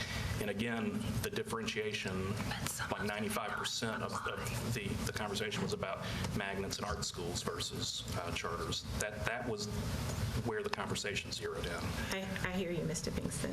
It's not what I have in front of me right now. So even the statement that's added, that the director shall also apply the Annenberg standards, to traditional schools as specified. So there are some bullet points here that are specific, that the MNPS director shall apply, et cetera. And then it specifically calls out charter schools. And so I guess we took the time to edit some, why not just do them all so that there is no debate? And I think, someone at the table made the comment so that when we're not the ones sitting here, it doesn't get revisited, that there is clarity. There's not expecting somebody to remember what may have been implied or maybe remember what the intent was. And I'm just, I keep going back to what the original motion was that they apply to all MNPS schools. And it seems that though even the director's statement shall also apply to Annenberg to traditional schools, it's almost at his or her discretion. So I'm just trying to make sure we get to a document that really does state the intention that we want it. And if we agree that the Annenberg standards were not meant to use as a tool to punish or close or hamper a charter school from fulfilling its mission, I think we just need to make sure we're all in agreement that there's clarity about what this document is saying and how it is to be used. I'm just a little frustrated because we spent 3.5 hours doing this, and now everybody's bringing up new changes. I'm frustrated every second and fourth Tuesday of the month. I think the problem is that what you submitted is different from what we talked about. That's the issue. Yeah. So that's the issue. It's But not that- there I were think three it's- of us taking notes, and we all agreed on the notes, and this is not trying to fool anybody. I'm not trying to trick anybody. So how many changes are there that we want to make? Can we just make, because you said 5, we can make them tonight and then be done with it? That first paragraph, I think, is problematic as it relates to the original resolution. And the biggest problem is the as specified below. Dr. Gentry, we've had this conversation. We dealt with this. So you want me to continue? And a majority of us decided that the way to treat this particular issue was not to go in and rewrite things line by line, but rather to apply overarching language in a preamble. That was the solution. That's what we voted on. That's what was recommended from the committee. You're correct, and it's a recommendation that's been made. The motion's been made in a second, and now we're having a discussion. I apologize, but that's the process. We're learning that what gets discussed in committee isn't always what manifests itself at the board table. So is there any further discussion? I'm just wondering I just asked Amy for a second, she didn't think so, but if we just amended the preamble and take out as specified below, because I think when I read this, if I was coming into it with no knowledge, I would think that the only specification to traditional was that exclusion for the magnets, and that everything else simply applied to charters. So if we take out as specified below, does that not accomplish the same thing? I would still go to each standard. I would prefer that because all MPS schools. For people reading online and really knowing our policies, I would prefer to be able to go in and add all MNPS schools. My only concern about that is I think it will be unclear in some places. Well, we can discuss that as we go through each one. How many changes do you suggest? Okay, so you want to start? Just give me the number. And Okay, so look at 1.4. No. She wants a I'm just asking how long it'll take is what I don't know, but let me give you a shot at it. 1.4, 2.5, 2.10, 3.3, 3.4, 3.7, 4.1, 4.2, 4.3, 7.6, 7.7, 7.10, 7.11, 7.13. And it's really just changing that language to all MPS schools, which is what we originally agreed on. I'd like to call for the previous question. But this is, like for instance, number 713, all MPS schools must have all contracts over $10,000 posted on MPS websites. We all agreed upon that at the table the other day. That is true. We did. Did we not? We did. We did. 713, 711, all MPS schools must report on administrative expenses and publish marketing recruitment costs. Did we not all agree upon that at the table the other day? Yes, we did. I mean, we So can- those, I think the problem is the way that it's been presented in writing. Maybe, I don't know if you forgot to take out the charter to add all MPS schools or what, but this No, is I what. worked with our attorney, and we both reviewed our notes, and I had exactly the language that we all agreed upon in that. Maybe maybe we did not specify when we were talking about it that we wanted to add and traditional schools. I'm happy to do that, but I feel like this is a delay tactic. I don't want there We'll to do be it any. tonight, Amy, and move on. I mean, you add the all MPS schools. No delays, just add it and keep it moving. Okay.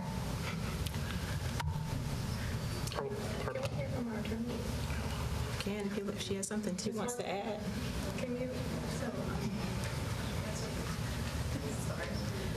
Can't see half of you, so I don't know when y'all are looking at me. Certainly, I mean, I did help try to draft these, my understanding from the governance committee. I certainly, from that discussion at this point, if y'all are wanting to go through, you've named the specific ones that you're wanting to look at. Certainly, if you wanted to go through and add in whatever language you wanted, you can certainly do that. Procedurally, that is completely okay. But I did help draft. It was my understanding that I just left the language as it was, but I was certainly there for the discussion that these would also apply to MNPS schools. Yes, and so the issue, I think, is that when someone who wasn't part of the discussion reads it, their interpretation is that somehow that's not translating. So it sounds like we're all saying the same thing. We're saying it applies to all MNPS schools. Our intent is not translating into words. And so I think we can go through all of them, Ms. Folks. So 1.4 would be all MNPS schools must list all academic, extracurricular enrichment opportunities and website. 2.5 is all MNPS schools shall provide online access. I mean, I don't think these are complicated. Except 2.5, I don't think would apply to us because we already do that. I guess because we've got, this is, I mean, I guess if we put all the MNPS schools, that does solve the problem. Hold on a second, guys. I'm sorry. Mr. Pinkston. In the interest of time, because we're going to be together for a long time tonight, I assume. And all next week. And the fact that there's already quite a bit of this conversation that's in the public record. I think now we're on video rehashing it, and we're all, as Ms. Kim put, saying the same thing. So I think the spirit of what is intended is clear. I would say let's go ahead and pass what we already passed, pass it again, refer it back to governance committee to be integrated into the policies appropriately, and we can do cleanup language at that time. That's very common when you're dealing with legislation, policies, other things. I think we've made clear on the record what the intent is. We've got other business tonight. Let's move forward. So I'm going to renew my call for the previous question.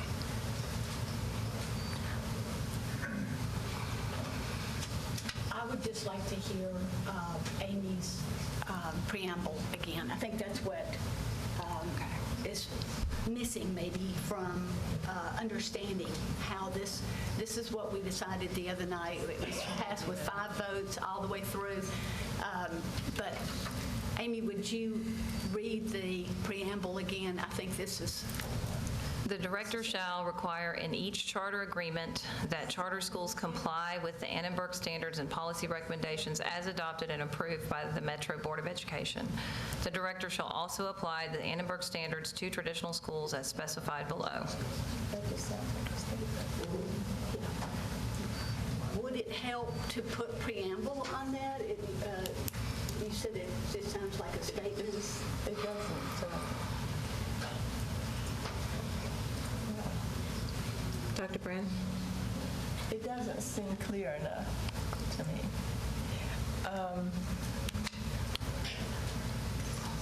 But I have no objection to making the changes that were indicated tonight. It's just that we mentioned something about taking out the specified below. So if we need to go back and just defer this, but I don't know when we're going to be able to do that because of time constraints. So if it's something that we can do after we approve this and modify it, I would be willing to do that, I think. We don't want to But if we do vote for it tonight, does that make it, what? Here is my recommendation, and anybody who wants to make the motion shall. And this is just a lesson learned in the past 22 minutes. Is that if you expect this to be changed after you pass it at this table, if you honestly expect, we've been talking about intent for the past 10 minutes. If you honestly expect action to be taken for this language to be deliberately modified, it needs to be a part of your motion. Because there's a strong possibility it will not happen. There's a lot of stuff for us to do after this meeting. And this is not going to get the priority.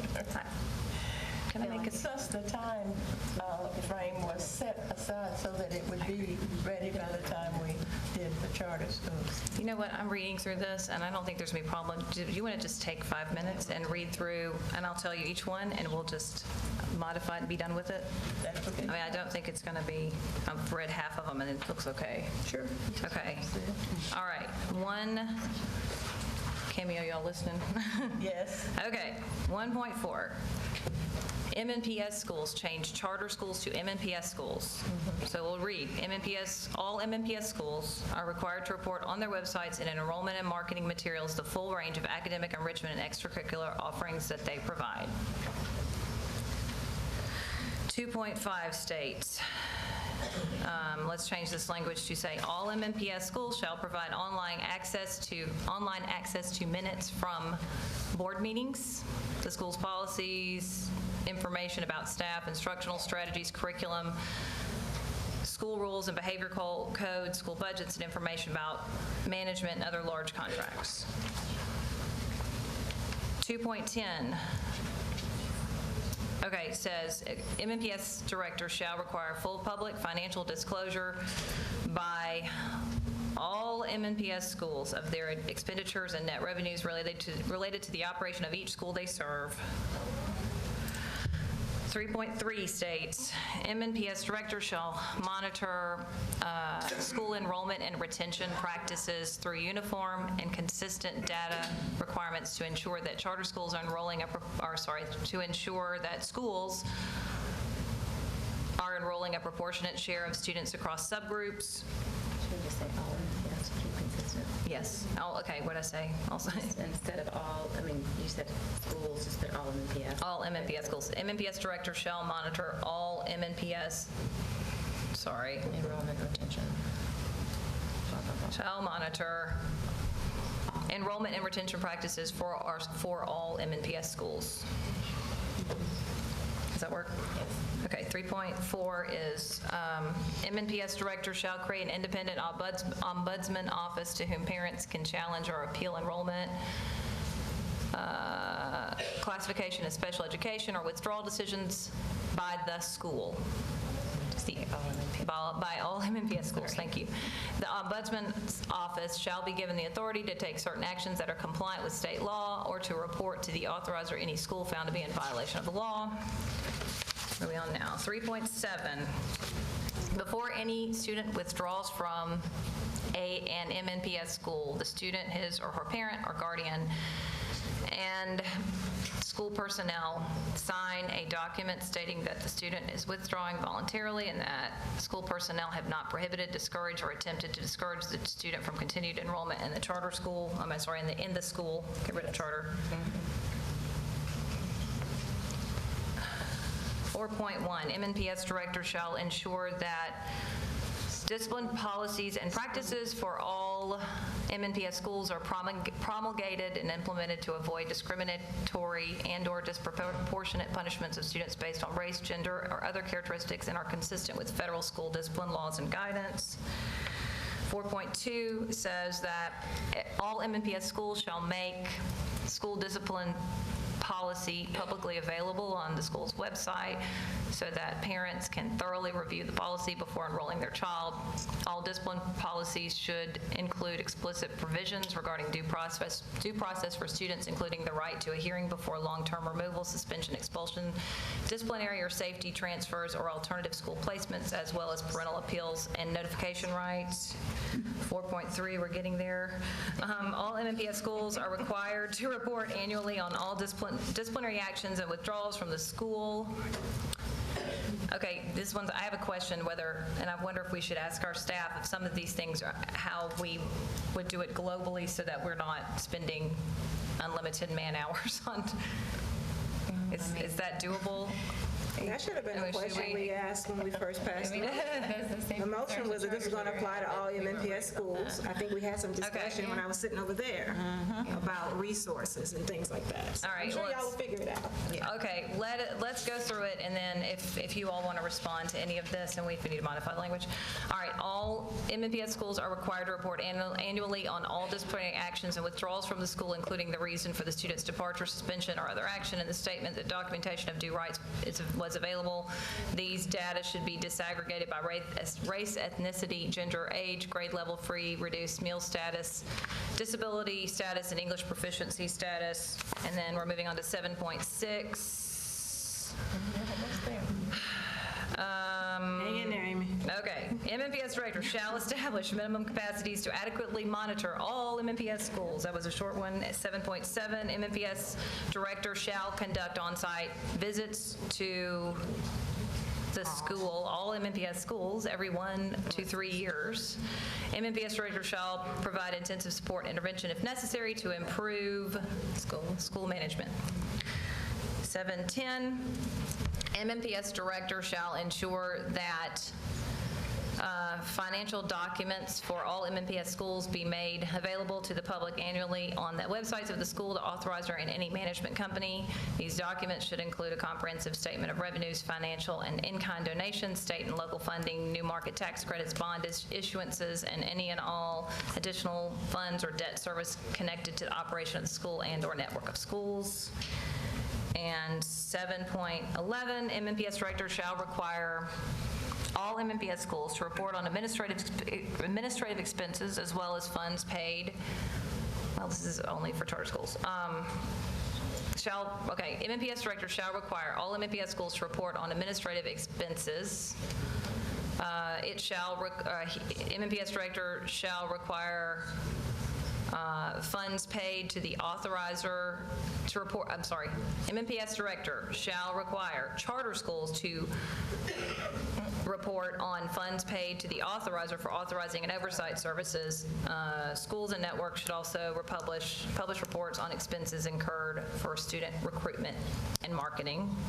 And then 7.13 is the last one, and that reads, MNPS shall publish all vendor or service contracts over $10,000 at all MNPS schools as public information on the MNPS website. So I think the only one that's In 710, I think you still I'm sorry, did I say 710? Okay, hold on. She said because it was about charter. Yeah, I think it's about charter schools, but I did insert, let me reread it. The first sentence will say, MNPS director shall ensure that all MNPS school financial documents be made available to the public annually on the websites of the school. Actually, that's what I did. Okay. It works. All right. So the only question I think as to capacity is tracking every single child moving in and out of school and how we do that. And I know we're already starting to do that. Is that, why are we? We're doing that right now. What you're talking about with both the form where a parent has to sign saying they have not been coerced to leave, that's going to require manpower, and what do we do with the forms? I guess I'm thinking practical day to day. And then the reporting requirements, discipline, race, ethnicity, color, eyes, and all that kind of stuff. We can do a lot of that, but there is additional work involved. And again, we're willing to do that. We have that capability, but that will be additional work that will need to be done. And that's also the same for the disciplinary side.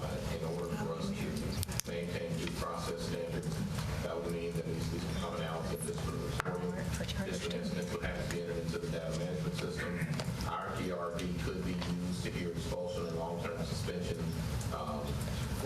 individual student, but it is not clear at this time if the DRB did view that a student's due process rights were violated.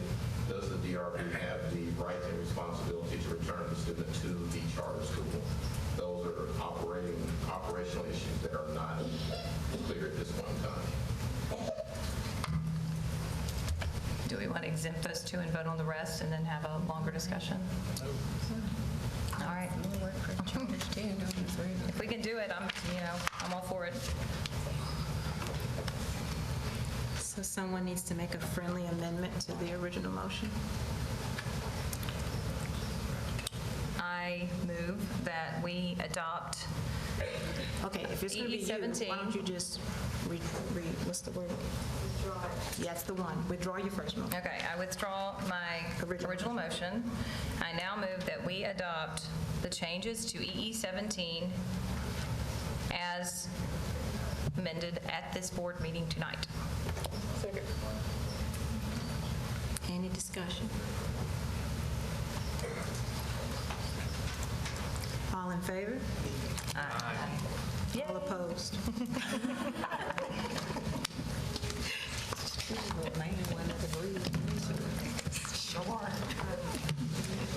All right, item number 4, charter school recommendations. Dr. Coverstone. We start, we'll get some clarity on how this is going to happen here, every individually, can we approve? No, we don't group. The individual applications are not even, unless they were under the same advisor, but I will ask the question, Mr. Pinkston. The denials, the same with the contracts on consent. Like, since they're all being denied, just the denials, but not like all the approvals. We can do the approvals separately. Okay, good.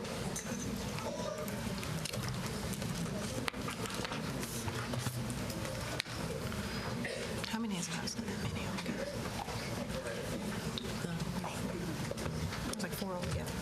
Well, good evening. It's good to see you all. You can make your request, Mr. Pinkston. But I don't know if legally we can do it that way, but ask.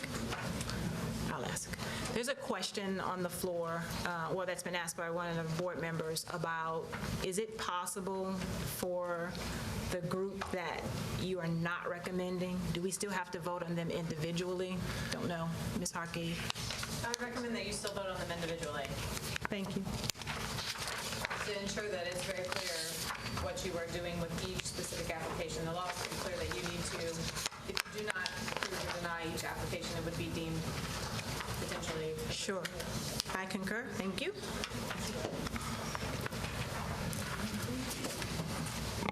Okay, well, tonight is the first board action in this year's charter application cycle, and we're recommending that you approve a few schools tonight, but you should also remember that when you deny schools today, they'll have a second opportunity to resubmit for your consideration within 60 days. Before the applicants can submit to the state for review of your decisions, you'll have a second chance to consider it if you want to, and it's equally legitimate to approve an application on the second round. Only after denying an application twice can it go to the state for review. We've established a process of application review that's designed to give you the best possible information about the quality and readiness of the school. We've also considered the fiscal implications of these recommendations in the manner that I described to you last December, and we'll present them to you to consider one by one because we believe the law requires you to act each individually within 90 days of receipt. The law requires the board to rule by resolution on each application, stating the objective reasons for denial. Therefore, I recommend that you take each application one by one, resolving clearly your intention to approve or deny, and clearly incorporating the entire recommendation report, as well as the oral history of this meeting as the foundations for your objective reasons. Applicants denied tonight will have the legal opportunity to revise and resubmit their application within 30 days. That deadline will be Thursday, July 23rd. We will then have 30 more days to review the resubmissions and make recommendations, which we would like the board to plan to act on August 11th, unless you plan to call a special called meeting within the 30 days outside of that regularly scheduled meeting. According to the law, if we go beyond 30 days, they're deemed approved, as we just said. So I recommend that we take the denials first, that we then have our discussion about fiscal analysis, and that we then take the approvals, if that's okay with you. Your presentation. Go. All right. Let's start with the first denials, the schools that are recommended by the committee for denial. The first one is Dream Academy. This is a proposed pre-K through 4 of 600 students at full enrollment in 2020. The review team did not find the application to meet standards in any of the review categories, educational, operational, or business plans, or overall organizational capacity. The established standards for approval require that applications be rated as meeting or exceeding standards in all 4 categories of review in order to advance to further consideration. The review team's recommended objective reasons for denial are detailed in the recommendation report that you've had to review, and we recommend that you rule by resolution to deny this application on the basis of this meeting and the review included in the full recommendation report. Make a motion to deny based on management's recommendation in this room and also based on Tennessee Code annotated 4913-108B, which encourages local boards of education to consider fiscal impact in determining whether new schools, charter schools, would be, quote, contrary to the best interests of the pupils, school district, or community. Is there a second? Second. Any discussion? Yeah. Sure. Okay, so we had a budget committee meeting last week where we talked about the fiscal capacity model that has been under development for a while. That was a meeting where it's basically up for discussion. We didn't take any action during that budget committee meeting, but I did, after that, send to Mr. Henson, Dr. Coverstone, the fiscal capacity model for their review, and I'm sending around the table what came back. And rather than go through all of these spreadsheets again, perhaps let's just focus on the one that says assumptions at the top, number 2, assumptions. And this is a predictive model that looks at our anticipated revenue in the next budget year, 2016-17, based on the current 3-year average. It also looks at major expenditures anticipated ahead, including salary increases, insurance, pension, inflationary increases, all the things that we normally deal with year over year. And then it also puts a price tag on the natural growth of charter schools under existing contracts, the cash outlays associated with that. It also anticipates, near the bottom line, charter schools grow through the proposed additional seats that Dr. Coverstone is recommending this evening. And so the growth under current contracts has now been revised slightly to be $18.4 million in the next year. That's a little over 2,000 seats, even if we do nothing else in this room tonight.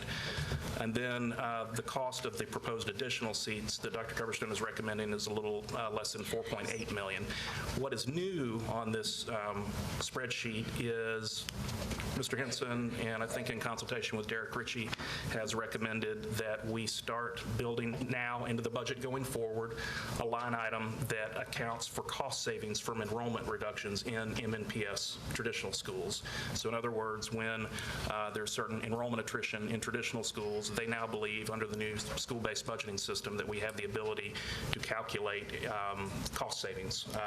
And I think the cost savings, correct me, Mr. Henson, if I'm wrong, but I think the cost savings that you all anticipate from a student leaving a traditional school to go to a charter school is $5,666 per pupil, plus or minus. And then the remainder of the per pupil funds, up to $9,000, and again, that's a little bit of a moving target, are associated with the so-called fixed costs that we've talked about. So after revising the model, which I've recirculated to all of y'all on email, I thought we would, if we're going to invoke fiscal impact, ought to have this sheet in front of us as part of the discussion. I think the bottom line is the previous predictive spreadsheet had us coming out a little bit in $5 million in the red or so forth, but after adding this new dimension that Mr. Henson and Mr. Ritchie have developed, we're now potentially have a total increase in discretionary funds of a little bit more than $8 million.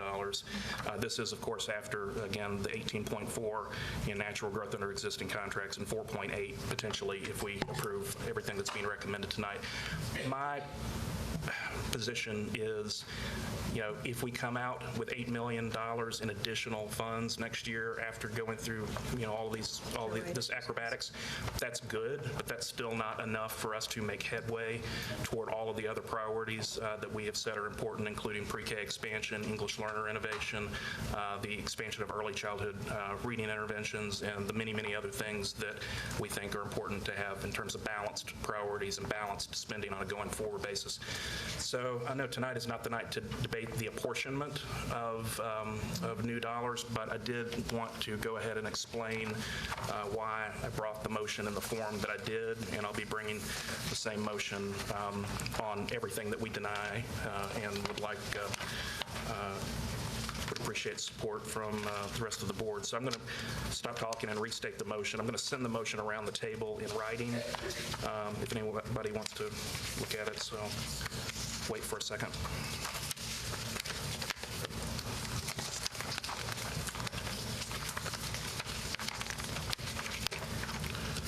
And also, I'm going to send around the relevant part of Tennessee Code Annotated, which is referenced in the motion. So on the document that's going around right now, that is a copy of Title 49, Chapter 13 of the Tennessee Code Annotated. This is the part of the charter school law that references the provision that I'm invoking. If you turn to page 2, highlighted in yellow, you'll see that 4913-108B is the language that I'm referencing in the motion.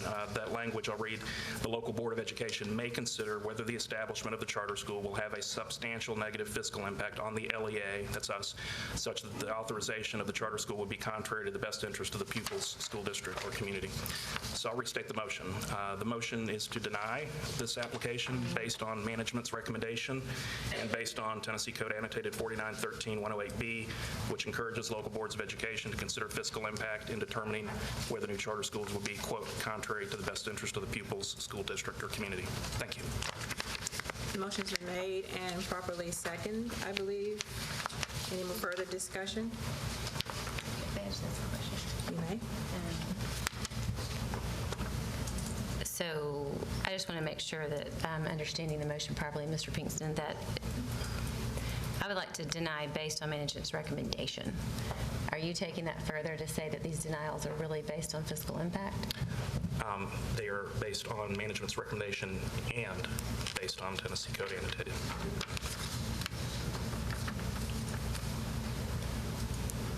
And you said you'll be bringing these for every one of the denials, regardless if they were like a conversion that you had stated before, cost neutral, or some of the MGT recommendations of locating charter schools in areas of high growth to offset capital needs, and some of the recommendations that MGT had? Yes.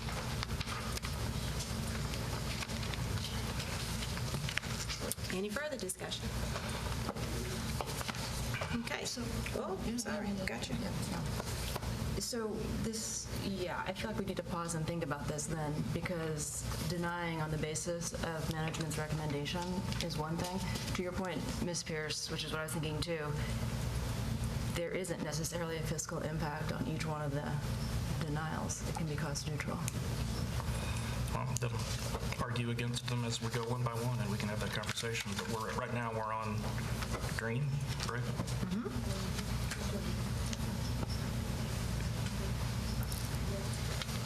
Any further discussion? The motion has been made and seconded. All in favor? Aye. Any opposed? Well, I'm sorry, Dr. Brandon, you were like somewhere in the middle. Okay, let me start over. The motion has been made and properly seconded. All in favor? Aye. Aye. Any opposed? One. Okay. Next. The next one is the International Academy of Excellence. This is proposed to be a K through 4, 500 students at full capacity in 2020. Again, the review team did not find the application to meet the standards in any of the review categories, educational, operational, or business plans, or overall organizational capacity. The established standard for approval requires that application be rated as meeting or exceeding standards in all 4 categories of review in order to advance to further consideration. The review team's recommended objective reasons for denial are detailed in the recommendation report that you've had to review, and we recommend you rule by resolution to deny this application on the basis of this meeting and the review included in the full recommendation report. Second motion to deny based on management's recommendation and based on Tennessee Code Annotated 4913-108B, which encourages local boards of education to consider fiscal impact in determining whether new charter schools would be contrary to the best interest of the pupils, school district, or community. Motion Motion's been made and properly second. Discussion? I just want to clarify that I really was thinking that I was opposing this motion, that I absolutely would vote to deny that original application based on management's recommendation. I didn't believe that we had to go through the added language here. Then you should vote against the motion and make it Well, right. I apologize. But I'm just wanting to clarify that that vote would have been to deny that application, and then I will just making sure I'm understanding what we're doing. Yes. Based on Robert's rules, you also have the right to make a subsequent motion. I just want to go on record as doing so. You can do that, okay? All right. So motion's been made. Any further discussion? I just have a question, actually, for maybe Mr. Henson, I don't know, Dr. Coverstone. On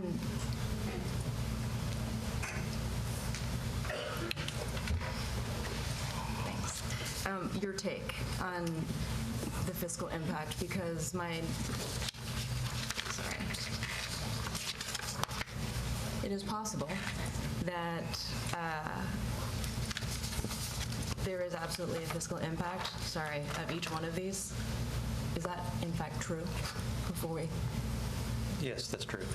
Okay, so there's, for every single one of these that are up for denial? That there is the possibility of a fiscal impact? Negative fiscal impact? Yes. Okay. I believe that to be true. Any other discussion? Any other questions for Mr. Henson? He was comfortable. He can go get comfortable. Thank you. You've heard the motion. It's been made. It's been seconded. All in favor? Aye. Any opposed? Thank you. Dr. Coverstone. The next application is KIPP Nashville Primary. It's proposed K through 4, 500 students at full enrollment in 2019. The review team is charged with evaluating the application they receive and can't give an organization the benefit of the doubt. We all know and appreciate KIPP's contributions to students in Nashville, and we anticipate these schools will eventually be ready for approval. The committee was unclear on the proposed timeline for opening the school and uncertain how the plan for this school intersected with the plans for the other elementary school they're in the process of opening. The committee was concerned when looking at the long-term budget that the organization might not have the capacity to open 3 schools at once. The review team did not find the application to fully meet standards in the review categories. The established standards for approval requires that the applications be rated as meeting or exceeding standards in all 4 categories of review in order to advance for further consideration. The review team's recommended objective reasons for denial are detailed in the recommendation report that you've had to review, and we recommend you rule by resolution to deny this application on the basis of this meeting and the review included in the full recommendation report. Motion to deny based on management's recommendation and based on Tennessee Code Annotated 4913-108B, which encourages local boards of education to consider fiscal impact in determining whether new charter schools would be contrary to the best interest of the pupils, school district, or community. Is there a second? Okay. Motion's been made and properly seconded. Any discussion? Ms. Pierce. I would like to make another motion that we deny based on management's recommendation, but not on the fiscal impact, since they did comply with the location of helping us in an oversubscribed area. That they did do. Subsequent motion has been made. Is there a second? Second. Any discussion on the second motion? What is the location of the proposed school? They've offered to locate in South Nashville in the overcrowded areas. Exactly where? They don't have a specific location. Is that like Antioch? Antioch, Cane Ridge. So without insurance and proof of a location, which we've been burned on before, not by this operator, then I don't necessarily think that that is sufficient reason for moving forward. Ms. Shepard. Dr. Coverstone, because they don't have a specific location, just a general geographical area, and that is their intent, are they held to that intent if they're approved, or can they say, oh, we changed our mind and we can't find a suitable location, so we want to go over here instead? They have written in their application, which becomes a binding contract on approval, that they will work with MNPS to locate in an area of overcrowding, so I think that would be binding on them. In the definition, they say work with MNPS? Correct. The definition of overcrowding? There's a question on the floor. I'm sorry, Dr. I'm sorry. Copperstone. Would not be legally defined in that application that way. Would be up to MNPS interpretation based on working with MNPS. Well, what would be your interpretation? I think in general the same one that MGT had, which is over 100%. All right. When we have schools that are in excess of 120%, we would, in theory, allow, if this were to come back to us in better form, in theory, allow them to go into an area that's basically, oversubscribed by one student. Doesn't sound logical given the pressures and demands and given the lack of definitive location that we're dealing with here. So I have a question, if you don't mind, Dr. Copperstone. So let's say a school, an authorizer has an application, they're willing to, bless their hearts, work with MNPS to identify a location of overcrowding, and so you help to define it. Does that come back to the board as a recommendation, or could we require that it come back to the board so that we get agreement and support for helping to, as a part of the original attempted RFP process, locate a school in an area or have a charter partner that's willing to go into an area that we've got overcrowding, we've got issues that we've been discussing in the past. I mean, and I agree with Mr. Pinkston. I mean, one student over is over 100% is not sufficient. So what is the practice that would allow us to help, or is there a precedent, or can we insist upon a practice that would allow us to support? Yeah, I think you're limited to the language in that statement, that would be the binding language that we could use to exercise any kind of restraint. I don't believe that it would come back or could come back to the board directly, but I would defer to Ms. Harkey.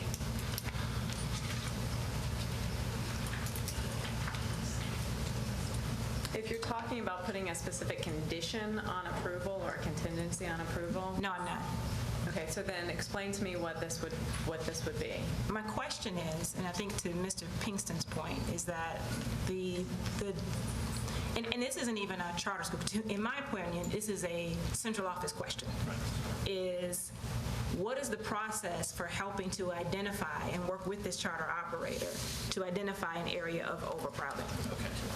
Well, there we would work with student assignment, and we would use the projections that they've made in their 5-year projections, and we would gravitate toward areas where we have the greatest need and where they could then find a location or build a location within that area. Thank you. And Dr. Copperstone, didn't this board ask your office to identify those areas? And you're saying that in response to that request, areas of overcrowding where this school is proposing to locate fits those parameters? I think the answer to that question is yes. We did not publish the recommendations that we had put together last December on the relative weighting of those areas, and so my opinion would be that we're stuck with the MGT recommendations, and on that basis, we would work with them to locate an area that meets those criteria. Mr. Pinkston? We're not stuck with anything other than what the board approves. The board never approved the MGT study. The board never approved the MNPS performance audit, which found something substantively different. The board never approved any of these 2 other phony baloney audits that were out there. So we can do whatever we want, but the last thing the board approved was in November 2013, which insisted on applications in areas of the district in excess of 120% capacity, extreme overcrowding, and that's not what this is. So right now we have 2 motions on the floor. The motion that is up for vote right now is the motion to deny the application based on management's recommendation. The motion has been made and appropriately second. All in favor? Just to clarify, the second motion is management's recommendation plus is fiscal. management's recommendation plus the Tennessee Code annotated 4913-108B language. Can we take them in the motions? Can we take them in the order in which they were brought? Nope, it's a nested motion, so we got to go with the second one first, then we come back to the first one. So they're nested motions. When we do nested motions, the motion that Ms. Pierce made goes first. So you have to vote on Ms. Pierce's motion first, and then we'll come back to Mr. Pinkston's motion. Ms. Pierce's motion says that she's made a motion to deny, and the result being the same, deny the application based on management's recommendation, period. The motion has been made and second. All in favor? 1, 2, 3, 4. Okay. 1, 2, 3, 4. Do that again. 1, 2, 3, 4, 5. 5. All opposed? Wait, who were the, you were the 5? Yeah. Okay. All opposed. And all opposed, 1, 2, 3, 4. Okay, motion passes. Second motion says to deny the application based on management's recommendation and based on Tennessee Code Annotated 4913-108B, which encourages local boards of education to consider fiscal impact in determining whether new charter schools would be, quote, contrary to the best interest of the pupils, school district, or community, end quote. All in favor? Aye. Aye. 2, 3. All opposed? 1, 2, 3, 4, 5. Motion fails. The application is denied based on management's recommendation. Dr. Coverstone, next application, please. The next one is KIPP Nashville Middle, proposed 5 through 8, 350 students at full capacity in 2022. Similar to the previous application, we recognize and acknowledge KIPP's contributions in Nashville and anticipate that this school will eventually be ready for approval. The review team report rated the application for this middle school at capacity in the academic plan because of the successful record of the other 2 middle schools that KIPP already operates in Nashville. The review committee rated the operational plan below capacity because of the same facility plan questions, budgetary questions that were described in the previous application from KIPP. The review team rated 3 of the 4 categories of review as only partially meeting standards for approval at this time. The review team did not find the application to fully meet standards in 3 of the 4 categories. The established standard for approval requires that the applications be rated as meeting or exceeding standards in all 4 categories of review in order to advance to further consideration. The review team's recommendation and their objective reasons for denial are detailed in the recommendation report you've had to review, and we recommend you rule by resolution to deny this application on the basis of this meeting and the review included in the full recommendation report. You've heard the recommendation. Is there a motion?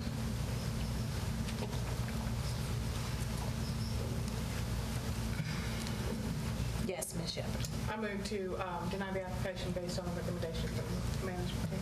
Motion's been made. Is there a second? Second. Motion's been made and properly second. Any discussion? Mr. Pinkston? And where, again, was the location for this school? Same issue as the other one. They're locating in South Nashville, areas of overcrowding, work with MNPS. Same language. I'd like to amend the motion to make this based on management's recommendation and pending additional information regarding exact site and areas defined by MNPS as exceedingly overcrowded. So, point of order. Your motion is to deny it based on management's recommendation and pending clarification on actual location of school. Yeah, and tell me, Dr. Ginger, what the right form here is. Yeah, I'm trying to because help. the effort is, if this operator is going to come back and make another run, then we ought to have clarity at that point on exactly Okay. where they're locating and exactly if it is in a truly overcrowded area versus one that's not. So help me out. What do you think that should look like?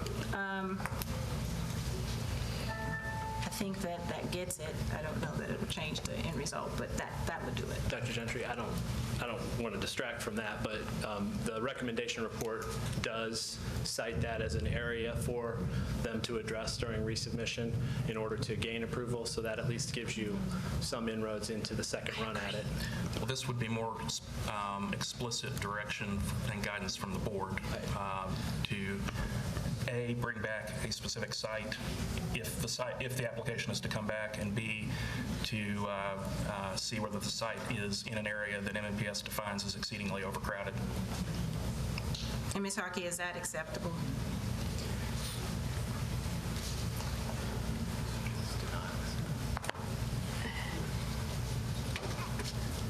It is still a denial, correct? I mean, like the idea that it would still be denied. I think you can do that. Again, my only concern is that we can't approve a charter based on conditions or contingencies. But certainly, since you're making a denial, and I think you are letting the charter application know kind of what you're going to be looking Should I restate the Please do. amended proposal?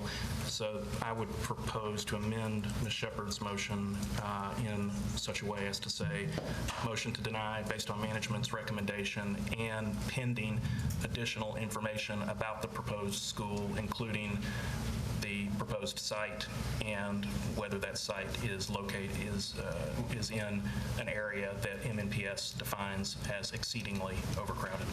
Pause. Ms. Shepherd, do you accept the friendly amendment? Thank you. Is there a second to the motion, to the amended motion? Second. Yes, thank you. Discussion, yes, more discussion. Let's discuss.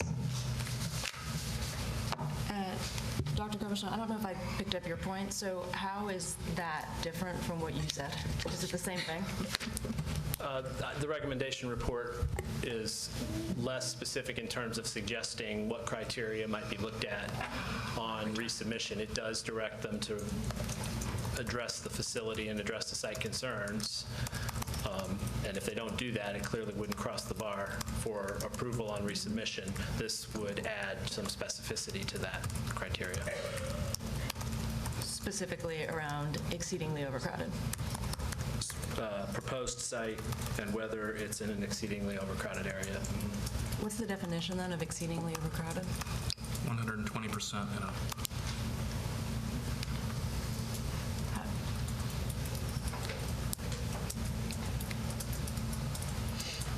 Is that correct? Somebody from student assignment? I don't believe Chris is still here. Mr. Weber got to go home. What's that about? I believe Because in November. I believe it exceedingly. I don't know if the word is overcrowded or overcapacity, but I believe exceedingly undercapacity is under 70%, overcapacity is over 100%, and exceedingly overcapacity is over 120%. So I'll change the words instead of exceedingly overcrowded, exceedingly overcapacity. Okay, lots going in my head.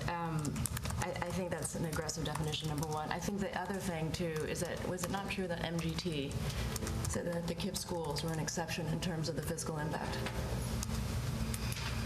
So, for example, right now, we pay $14,000 per student at Kirkpatrick.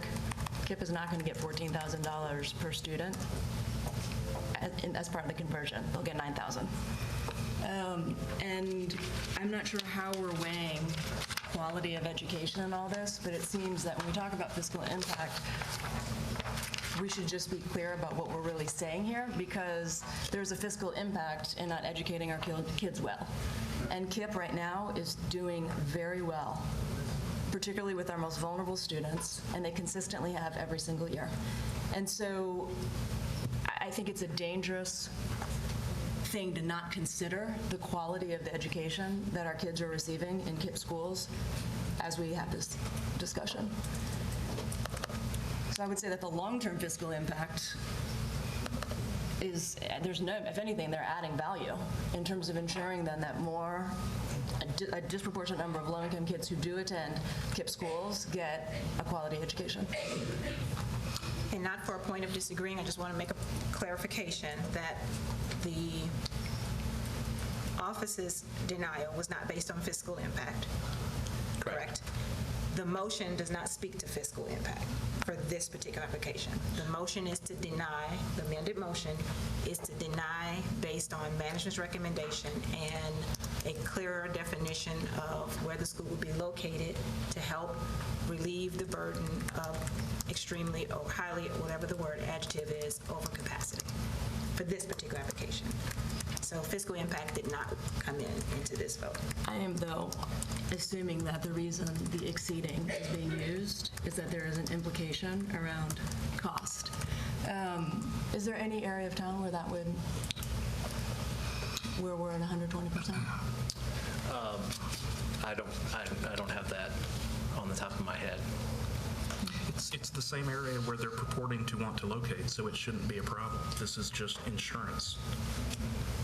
Well, I mean, a large part of that area was not over 120, but was substantially over 100. Can we eliminate exceeding? But we would have to go back to that report. and I don't have it at hand, I'm sorry. Vote against the motion.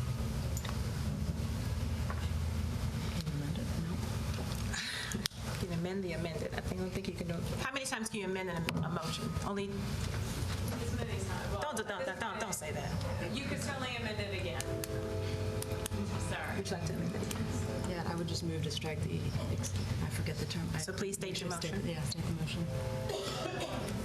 Can you state your motion? Oh, no, I wanted to hear. His was exceedingly over capacity, right? Extremely? Exceedingly over Exceedingly over capacity. So your motion would be just over capacity. Over capacity. Okay, state exceedingly. Move to deny the application based on management's recommendation. I move to deny the application based on management's recommendation. And them locating in an area that's defined as overcapacity. Them locating an area that's defined as overcapacity. You've heard another motion. I'm going to try to set a record. Motion's been made by Ms. Kim. Is there a second? Essentially, she's getting rid of the term exceedingly overcapacity. Exceedingly, just overcapacity. Which has been made an appropriate second. Any discussion on the Ms. Kim's motion? Will we then vote on Will's motion after hers? Nope. As a nesting motion? It has been amended? No, yeah. Okay. So we got one, we got an amended to the amendment, and then the original. But if she accepted the amended, I don't have to go back to the first motion, right? Now the original motion is now with the... Gotcha. See, I remember my stuff here. All right. So Ms. Kim's motion is to deny the application based on management's recommendation and the applicant identifying the location and that location actually being one that's over capacity. The motion's been made and second. Is there, all in favor?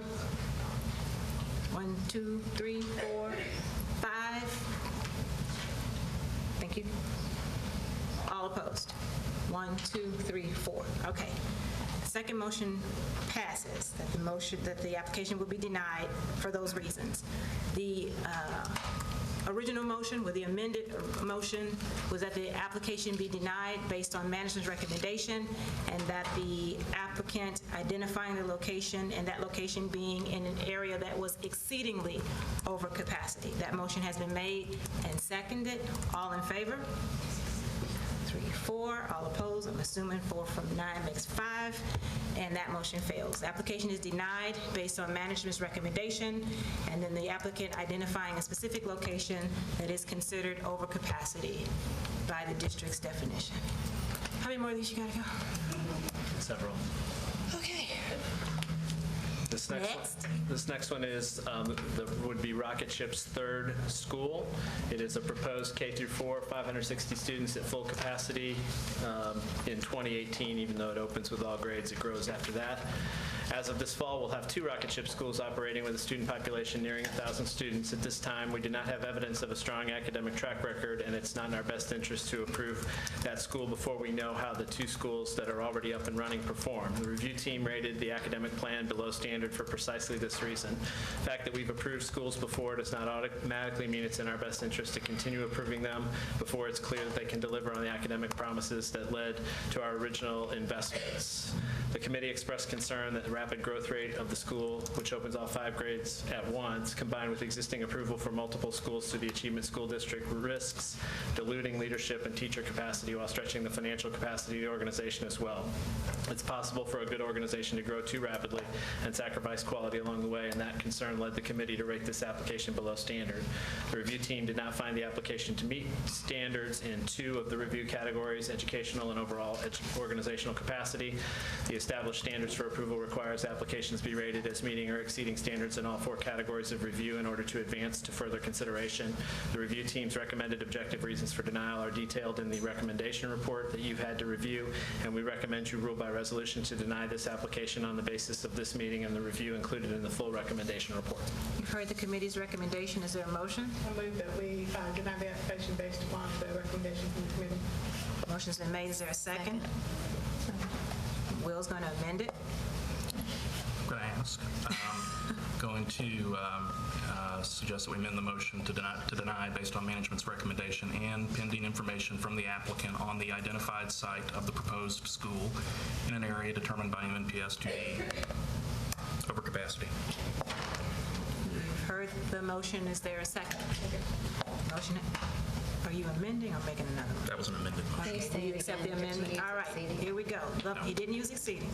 The amended motion is that the application be denied based on management's recommendation and pending further identification of the site, and that it be in an area defined as overcapacity according to MNPS's definition. Motion's made. For any discussion? Thank you. All of, well, yes, Dr. Brandon. If they haven't been successful academically, do they have a chance to improve that and come back to us? I don't know. Your recommendation was around academic performance. Yeah, the committee would prefer to have academic performance framework reviews to make their decisions, but they certainly have the opportunity to make the argument that the risk is not high and to marshal whatever other academic evidence that they may have in their resubmission to make the case to the committee to give them that reassurance that they're looking for. Any other questions or discussion? The motion has been made to deny based on management's recommendation and further Pending information from the applicant on the applicant. identified site of the proposed school in an area determined by MNPS to be over capacity. Thank you. It has been made and properly second. All in favor? Aye. Aye, aye, aye, aye, aye, aye, aye. All opposed? None. Let's go. The next application is identical to the previous one, and so are the committee's findings. Proposed K-4, 560 students at full capacity 2018. Because it's identical to the previous application, I will not reiterate the reasons that are identified there. The objective reasons are identical, and we recommend that for those reasons and those contained in the recommendation report, you deny this application on the basis of those reasons, this meeting, and the review included in the full report. Make a You've heard motion. the recommendation, Mr. Pinkston. Make a motion to deny based on management's recommendation and pending information from the applicant on the identified site of the proposed school in an area determined by MNPS to be over capacity. Is there a second? You've heard the motion. It's been made and properly second. Is there any discussion, any questions? Seeing none, all in favor, say aye.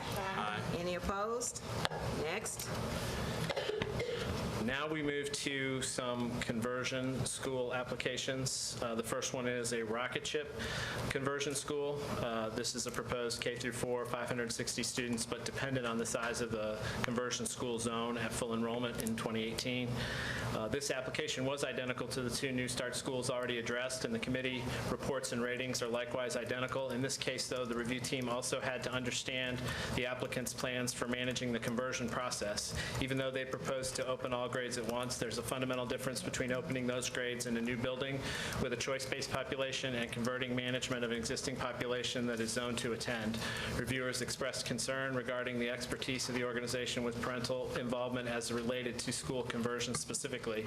While the applicant has extensive experience promoting parental involvement in a new startup, the conversion of a school, especially total conversion, will pose unique challenges. When sending their children to a startup or an established school, parents have made the conscious choice to do so, and when a conversion occurs, parents may perceive the choice has been taken from them.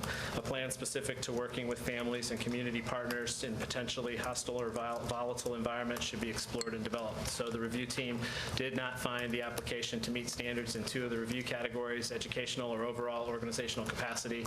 The established standard for approval requires applications be rated as meeting or exceeding the standards in all four categories of review in order to advance to further consideration. The review team's recommended objective reasons for denial are detailed in the recommendation report you've had to review, and we recommend you rule by resolution to deny this application on the basis of this meeting and the review included in the full recommendation report. You've heard the recommendation, Mr. Pinkston. All right, so we're in new territory. This is conversion territory now, right? Conversion territory. All right, so I'm going to make the motion and then explain it when discussion comes around. So motion to deny based on management's recommendation, as well as the lack of an identified candidate conversion school and the lack of demonstrated buy-in from an existing school community. You've heard the motion. Is there a second? Second. Motion has been made and properly second. Discussion? I support conversion in principle. I kind of always have. I mean, I think that if we're going to turn around schools, it's going to require a range of solutions.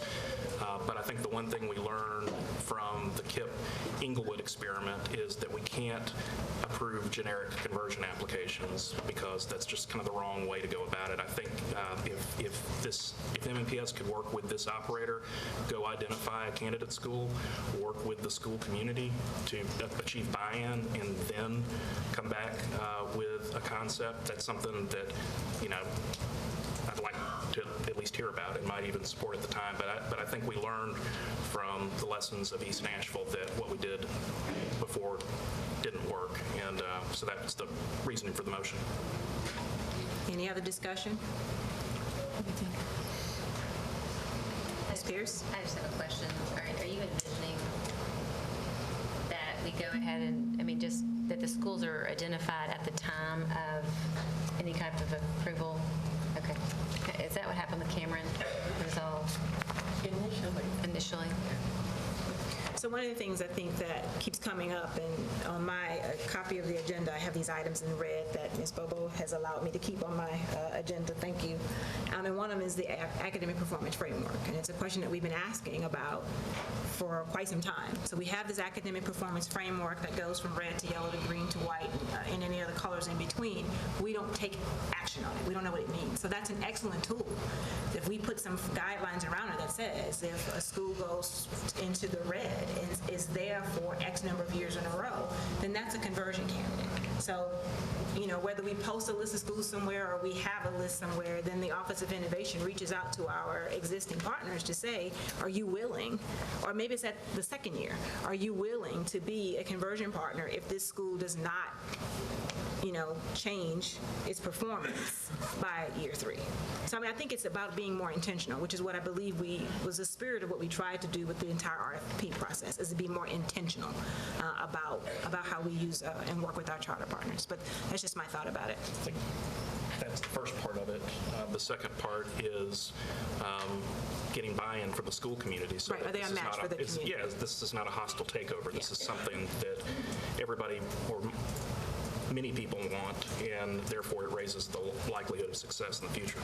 And the other part of that, and this is a totally different discussion, I apologize, Dr. Kirkstone, but just while it's still on my mind, the other part and the benefit of having a tool like the academic performance framework is I get to make a decision as a parent before the 11th hour. So when it's 2 years, we all understand that 2 years in the red means you are at the potential to be a conversion candidate, because if you go year 3, you will be a candidate for conversion. Year 2 is when you start to have the discussions about what that means, and then who our potential partners are. So, it allows us to be more proactive and intentional about the academic success of our students. We're basically wanting to change the process of the conversion approvals. We want to create a process. We want to create a process for conversion approvals. That all makes sense. I agree 100% with what you said. Dr. Coverstone, then practically speaking, how would that work? In spirit, yes, I agree that we should be looking years out. It should be guided by an objective process. Double click on what Dr. Gentry said. So then practically speaking, given let's say it's really raining out there. Everybody keeps looking towards the door. Raining. It's raining. God is speaking to us. Your windows are down. I can't help you with that. My car's filthy, so it's getting a bath. Oh dear, really? She's got a nice car, unlike me. She's got a Mercedes. So let's say that you have two potential. Oh, it stopped just in time for me to stop.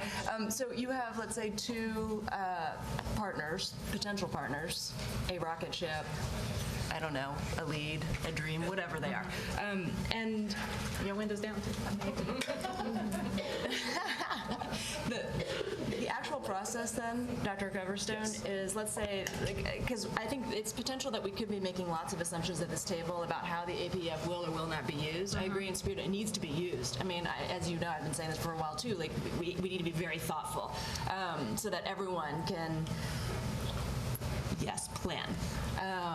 And clarity and accountability, all good. I think, though, when it comes down to this actual process, and let's say you have multiple contenders, if you will, maybe it's a question more for you.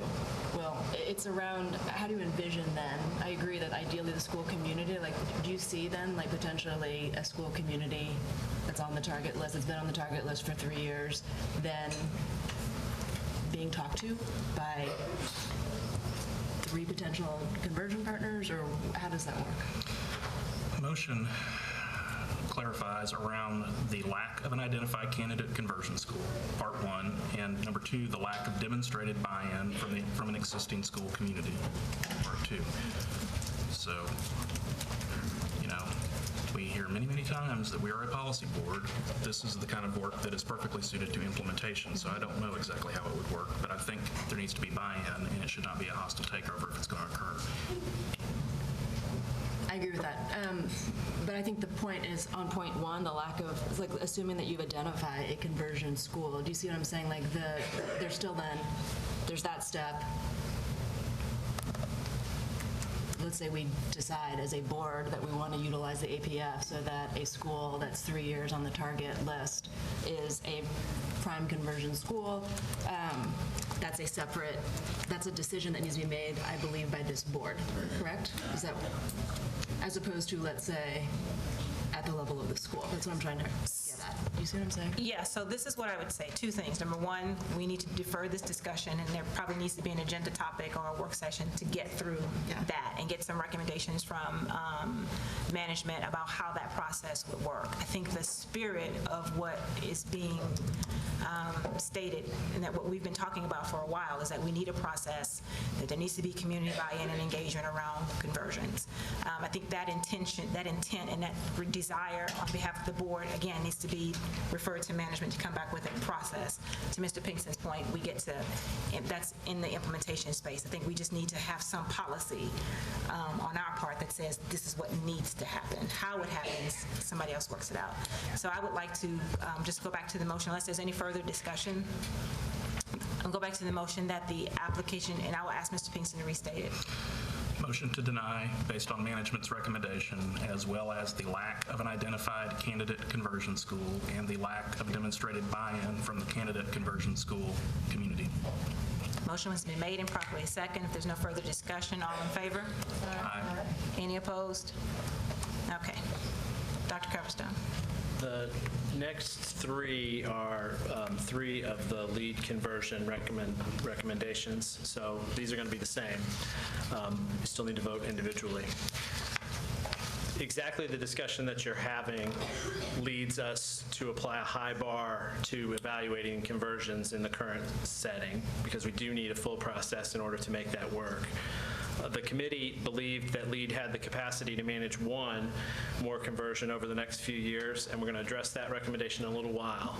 But for now, the committee did not believe that LEAD demonstrated the capacity to manage additional conversions numbers 2 through 4. LEAD wants to stagger the opening dates of those schools, but the last one would be opening in 2018. And they'll have time to demonstrate leadership capacity to the committee and apply again before those planned opening years come down the pipeline. One concern for the team was that while the review team saw evidence of strong financial and operational practices, they were not able to review the finances or see the organizational structure with the addition of up to 7 schools in the Achievement School District that have been applied for. That addition could easily stretch the organization beyond its limits and dilute both leadership and teacher pipelines. Therefore, the review team did not find the application to meet standards in one of the review categories, educational capacity. The established standard for approval requires that applications be rated as meeting or exceeding standards in all 4 categories of review in order to advance to further consideration. The review team's recommended objective reasons for denial are detailed in the recommendation report that you've had to review. We recommend you rule by resolution to deny this application on the basis of this meeting and the review included in the full recommendation report. You've heard the recommendations. Is there a motion? I'm going to run the identical motion, motion to deny based on management's recommendation, as well as the lack of an identified candidate conversion school and the lack of demonstrated buy-in from the candidate conversion school community. Motion's been made. Is there a second? Second. Made and properly second. Any discussion? Seeing none, all in favor? Aye. Any opposed? Thank you. Motion to deny passes. Okay, that's number 2. For number 3, I would just recommend the identical recommendation and recommendation report and reasons for your action. So this is lead conversion number 2. We just did number 2. What you're not seeing there, what you're not seeing there is the numbers. 1 is recommended for approval later on. Oh, gotcha. 2, 3, and 4 are actually there. I apologize. Gotcha. Thank you. So lead conversion number 3 Correct. is recommended for denial by the them, yeah, Dr. Coverstone. I can read it again if No, you please prefer. don't read it but again. Is there a motion? Motion to deny based on management's recommendation, as well as the lack of an identified candidate conversion school and the lack of demonstrated buy-in from the candidate conversion school community. Thank you. Motion's been made and properly second. Any discussion? Seeing none, all in favor? Aye. Any opposed? Thank you. Same thing for number 4. Lead conversion number 4 has been recommended for denial. Is there a motion? Go on, Mr. Pinkston. Oh, no, wait a minute. Uh-oh. How many of these have we voted? They're numbered 2, 3, and 4. So the last one is number 4 for lead. We have not voted Lead on number the 1 is not on that recommended list. approval yet, Mr. Pinkston. We'll get to that later. It's at the top. They're numbered. I'm looking at the wrong page. You're at the right page. That's the right page. It's not numbered. Yeah, the numbers are cut off, but that's conversion number 2, number 3, and number 4. That's conversion number 1. Yeah. All right. Motion to deny based on management's recommendation, as well as the lack of an identified candidate conversion school and the lack of demonstrated buy-in from the candidate conversion school community. Motion's been made. Second. And second. Any discussion? Seeing none, all in favor, say aye. Any opposed? Okay. Motion to deny. Okay, now I want to talk about our fiscal analysis before we move on to the recommended approvals. So you've asked us to provide a few pieces of information to help you in making your decisions. First, you asked us to analyze the fiscal impact of new schools. Certain expenses are incurred by the system as cost of operating charter schools. Because charter schools transfer carries the full per pupil expenditure amount, around $9,000, and because legislation to allow an authorizer fee has not passed, the cost of these services are borne disproportionately by the non-charter budgets across the district. As Mr. Henson pointed out in your last meeting, we're pursuing a systematic effort to recover these costs by identifying them, publishing them, and seeking a method to recover them. In the meantime, we need to realize that charter costs are not the only spending decisions we make that fall on students not directly served by the investment. We often make investments, particularly those to support closing achievement gaps, that are also paid for by all, even though they provide targeted support for fewer than all students. Examples include enhanced option funding, reading recovery spending, Community Achieves, Vanderbilt Science and Math, and so on. We ask you to judge those investments on the basis of their return for students, and you judge them rightly worth that investment. So in addition to pursuing an aggressive track to recover unrecovered costs, we also need to ask whether the investment is worth the cost. The first thing we need to know is how big is that cost? Last December, I presented you with a process for considering applications that would offer the best chance of reaching and defending decisions regarding substantially negative fiscal impact. To remind you of that process, the next thing we would do is to continue to articulate the per-school transfers associated with all the new schools recommended for your consideration, so that you can consider the possibility that new schools, if approved, would carry substantially negative fiscal impact and be unaffordable. We've provided that information to you in the recommendation report supplement, and Mr. Pinkston has already referenced the work that he's done in conjunction with Mr. Henson on analyzing that data. As we address the recommended approvals, we will order the applications recommended for approval according to how well they serve our priorities and the best interests of students, the district, and the community, so that you can take potential approvals one by one in descending order of need and determine as a board if you cross the threshold beyond which further approval constitutes substantially negative fiscal impact. For all 4 of the applications recommended for approval, the number of new seats is listed on your handout, and so I direct you to the handout that's labeled cumulative budget transfer associated with recommended approvals. You won't be able to see it on the screen, but it looks like this. If you look at that handout, we're showing 4 approval scenarios and the cumulative transfers associated with each scenario. In the first box, you have the numbers for approving only Knowledge Academy. In the second box, you see the numbers for approving Knowledge and East End Prep. In the third box, you see the numbers for approving those 2 plus Cameron College Prep High School. And in the last box, you see the numbers for approving all 4. Important to note, these numbers do not reflect the cost reductions that offset the net impact of these transfers on the budget, which were discussed earlier. And depending on the schools the students transfer from, as was mentioned by Ms. Kim, those savings could be substantial. The second thing we need to know is what's the return on the investment that we're making. There are at least 2 clear measures of positive return on our charter investments. First, we leverage a nice return against our capital budget by investing in charters. That's because we do not transfer our capital budget to charters. It's not because they lack capital expenses. They spend on average around, I believe, 13% of operating funds on capital. So one positive return on our investment is capital spending that benefits our students. The second clear measure of return is the academic performance of the schools themselves and their ability to meet the needs of families we serve. In the case of the schools that we recommend tonight, the returns have been clear and consistent. We're seeking to expand existing programs that are working well and for which specific community or family demand exists. We're not seeking to generalize beyond the specific schools in question, nor are we seeking a large increase in the cost of investment, as you can see from the details in the handout. So we'll turn our attention now, turn our attention now to those that are recommended for approval. We believe it's in the best interests of the district, the students, and the community to respond favorably to specific family demand for growth in existing successful schools. So we're recommending adding students to 3 schools that demonstrate strong achievement records and also specific family-based demand. All of the next 3 are expansions, replications of existing schools. Their academic performance is strong, and they've made strong commitments in their diversity plans that show up in the existing schools that they run. In the case of Knowledge Academy, strong parent demand combines with population growth rate in the area. That's why we rank it first among the proposed approvals. East End Prep proposes adding grades 6 through 8 to their existing K-5 school to offer students a full K-8 progression feeding into their high schools of zone. And Cameron College Prep High School offers continuation grades for students in Cameron College Prep Middle School. We'll start with Knowledge Academy. It's a proposed 5 through 8. It'd be 400 students at full capacity in 2021. Knowledge Academy proposes to grow the size of their existing middle school by 400 students over the next 5 years. The school has performed well and was approved for a high school last year where students can continue the pathway that begins in 5th grade. A review of Knowledge Academy's records shows a school that has consistently raised the academic achievement of its students, managed its operations well, and produced conservative budgets and clean audits each year. Knowledge Academy uses a team-based approach to creative problem solving with team members focused on student success, a rigorous staff application and interview process that helps determine very close alignment with the values, mission, and purposes of the school, consistent monitoring and review of monthly to bi-monthly results on standardized assessments, including establishment of specific improvement goals for each teacher in a small and personalized learning environment with an active family council and longer school days.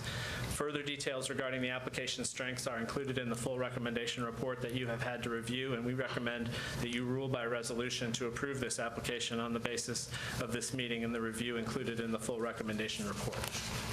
You've heard the committee's recommendation to approve the application from Knowledge Academy. Is there a motion? Motion's been made. Is there a second? Second. Motion's been made and properly second. Any discussion? I have a question for Ms. Harkey to begin with. Did I understand you to say that when we make a motion for a charter school to approve or to deny, we can't have a contingency on it? Yes, that's what she said. Yes, that is correct. There is a specific Tennessee code provision. Sorry, it is 4913-108D specifically says, except as otherwise provided in 4913-115, which is related to kind of a fiscal, I'll have to get it, but it's okay. Chartering authority shall not approve an application based on conditions or contingencies. All right, I'm thinking about the timing of the achievement test data. And it would be nice if we had the data for this past few months ago, the achievement data, prior to voting for the school.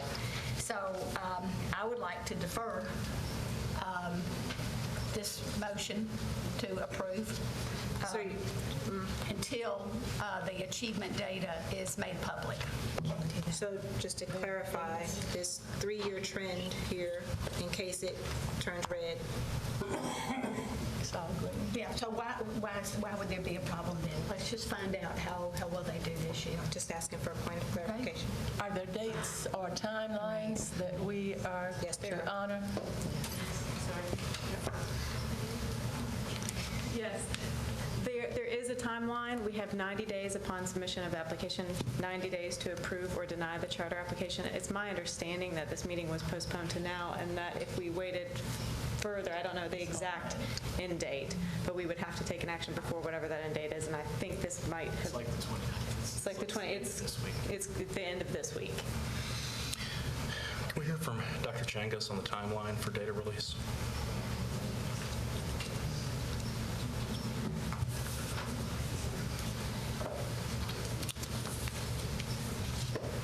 The state accountability data is generally released right at the end of July. Last year, it was around July 30th. That's been pretty typical in recent years. Is that public release, or is there? That's the public release. Everything's embargoed prior to that. Okay, so quick score data on individual schools is already available, but not publicly. Right. We have quick score data and some preliminary value-added information on a 1 to 5 scale. There's more detailed information coming, but that's for our own planning, school improvement planning for the coming year. Is there any guidance you can give us about where the school is trending? Not without violating the embargo. We're not worth going to jail for.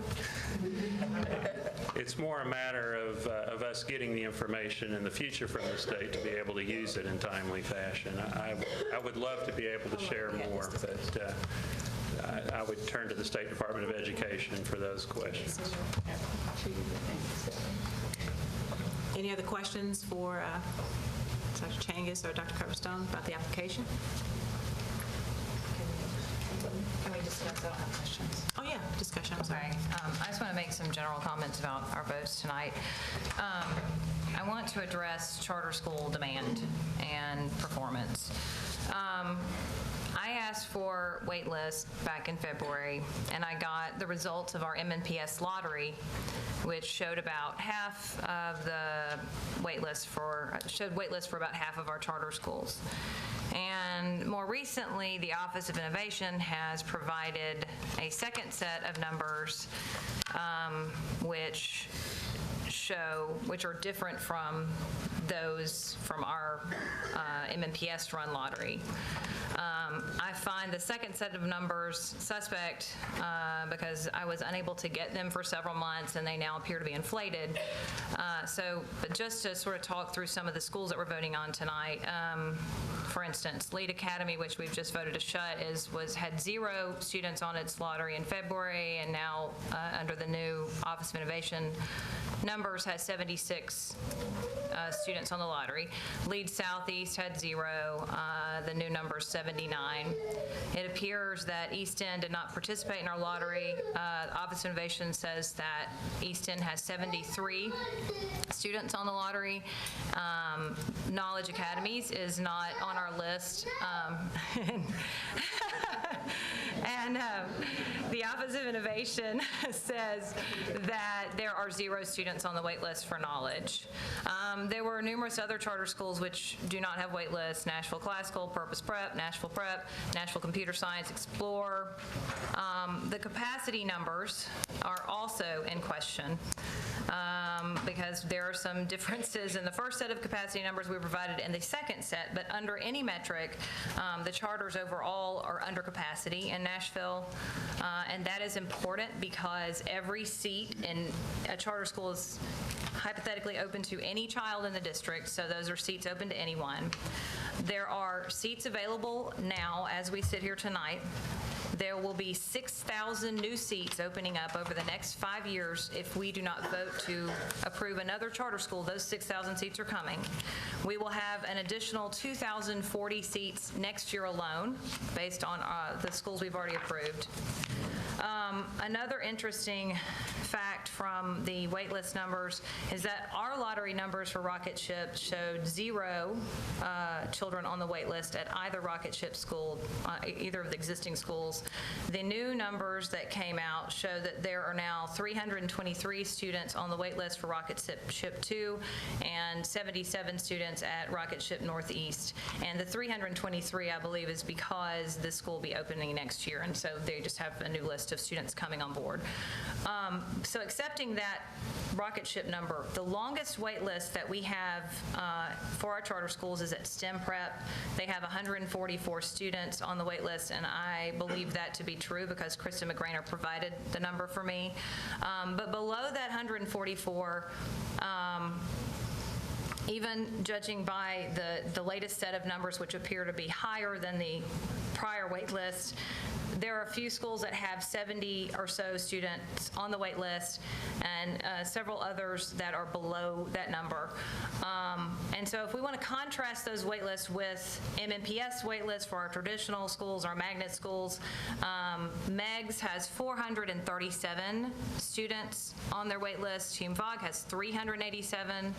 HEAD has 360. Big Picture High School has 406. Nashville School of the Arts has 495 students. West End Middle, 129. Glendale, 191. Laughlin, 146. Aiken, 110. And obviously, this is where demand lies for our parents. It's not at charter schools. Currently, so the conclusion I reach is currently there are open seats at our existing charters. There are thousands more seats coming online in the next 5 years and a couple of thousand next year. And in general, there is little to no existing demand for charter seats. So if you are a proponent of parent choice, and if you are truly arguing for choice, then we should be answering the actual demands of the parents who are on waiting lists for spots at these schools with these long list of students. And then next, I want to just address performance. When we consider college readiness, which I would hope is our ultimate goal, not whether children are testing well in the TCAP, college readiness is defined as a 21 or higher on the ACT. And so I looked at our Nashville School Finder website, which was funded in part by the Tennessee Charter Center and developed by them, and as well as MNPS. Here's what I see for the schools that we are considering tonight. At the LEAD schools, LEAD Prep Southeast, 90% of their students are projected to not be college ready. At LEAD Middle, 84% of their students are projected to not be college ready. At LEAD High School, 76% are projected to not be college ready. And then if we consider Knowledge Academy, 79% of their students are projected to not be college ready. A couple others, 84% at KIPP are projected not to be college ready, and Intrepid, 86% are projected not to be college ready. So my point here is not that all of these schools are doing a terrible job, but my point is that, like all the research validates, these schools are typically performing about the same as existing schools. I am concerned when you look at differences on this test for college readiness, which is done in middle school, and you compare that to TCAP scores, we're getting very different numbers, and that concerns me that our charters are teaching to the TCAP, some of them. So I don't understand why, when there is no clear demand for more seats and we are not showing big differences in whether these students are ready for college, why we are continually opening more and more of these schools. Any other discussion? You've heard the motion to approve. More discussion. Sure, go ahead. I just want to piggyback on something Ms. Frobe said. I appreciate the recommended approval cite high demand as a reason, but that's just not so. Looking at the wait list number and the wait list for Knowledge Academies Middle School is 88, according to this most recent report I pulled a couple of weeks ago. Meanwhile, I've got 5 elementary schools in my district that have a combined waiting list of almost 350 just for pre-K. And I think the reason why we haven't added all those pre-K seats there is not because we don't want to, it's because it's a cost issue.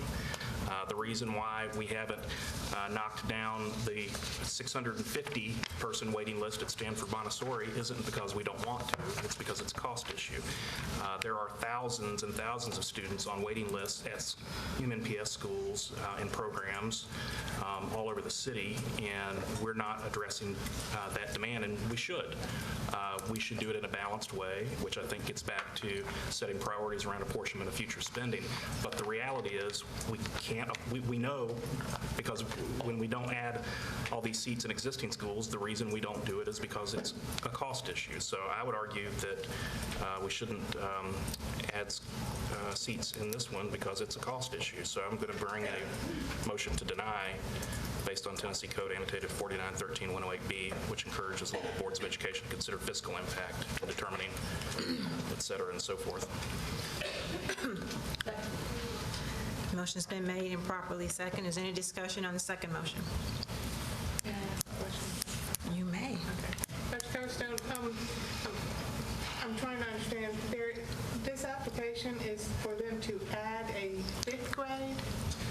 No, to expand the middle school because they already have a 5th grade, right? Correct. They essentially want to add a new 400-seat middle school next to the one they have, both to feed the high school that they have. So it would be grades 5 through 8. Okay, thank you. I have, sure. Metro Council funded an audit that was completed earlier this year, and I think we really need to think about that audit. It was clear that we have a negative fiscal impact from charters, and they have asked us to stop. Don't spend money that we don't have. We're poised to hire a new director in a month, and I think our new director needs to be involved in these conversations.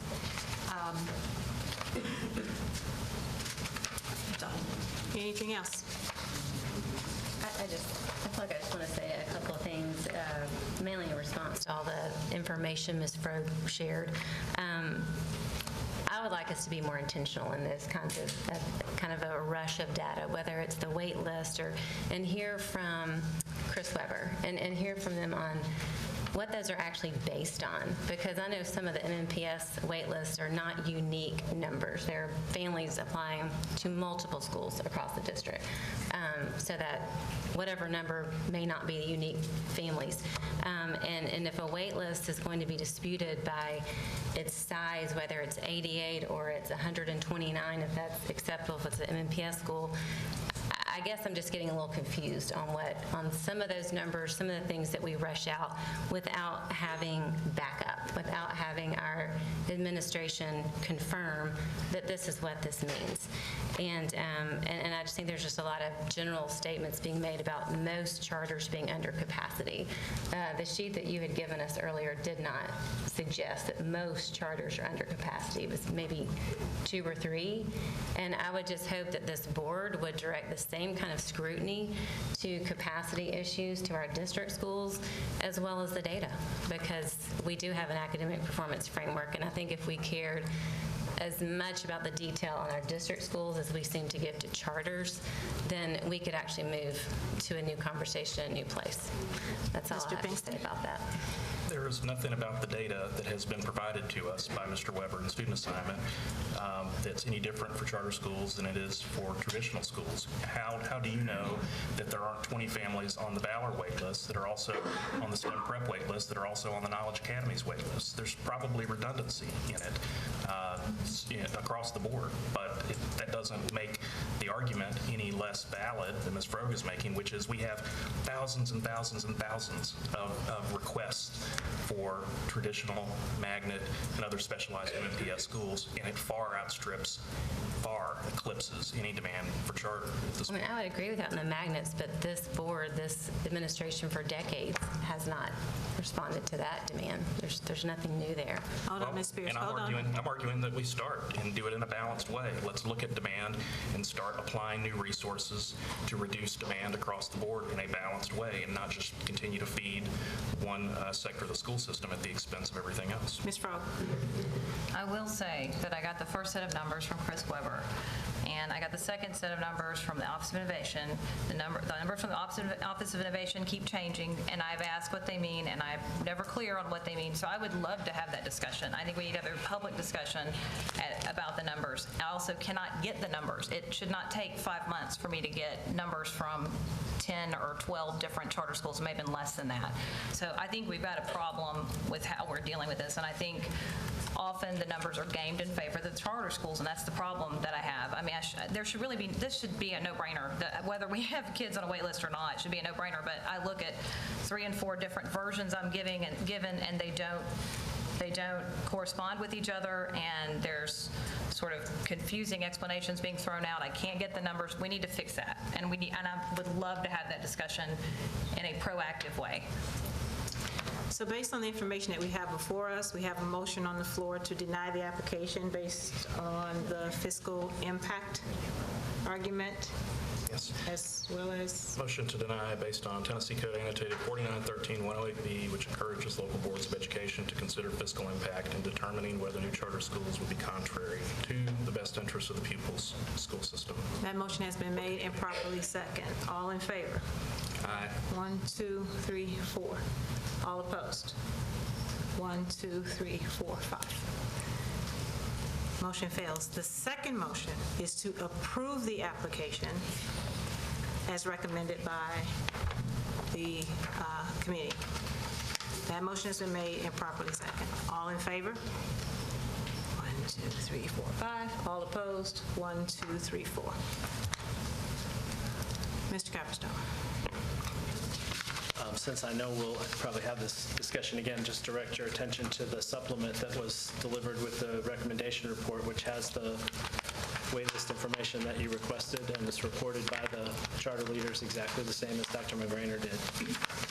East End Prep is next. It's a proposed 6 through 8 expansion, 300 more students at full capacity in 2019.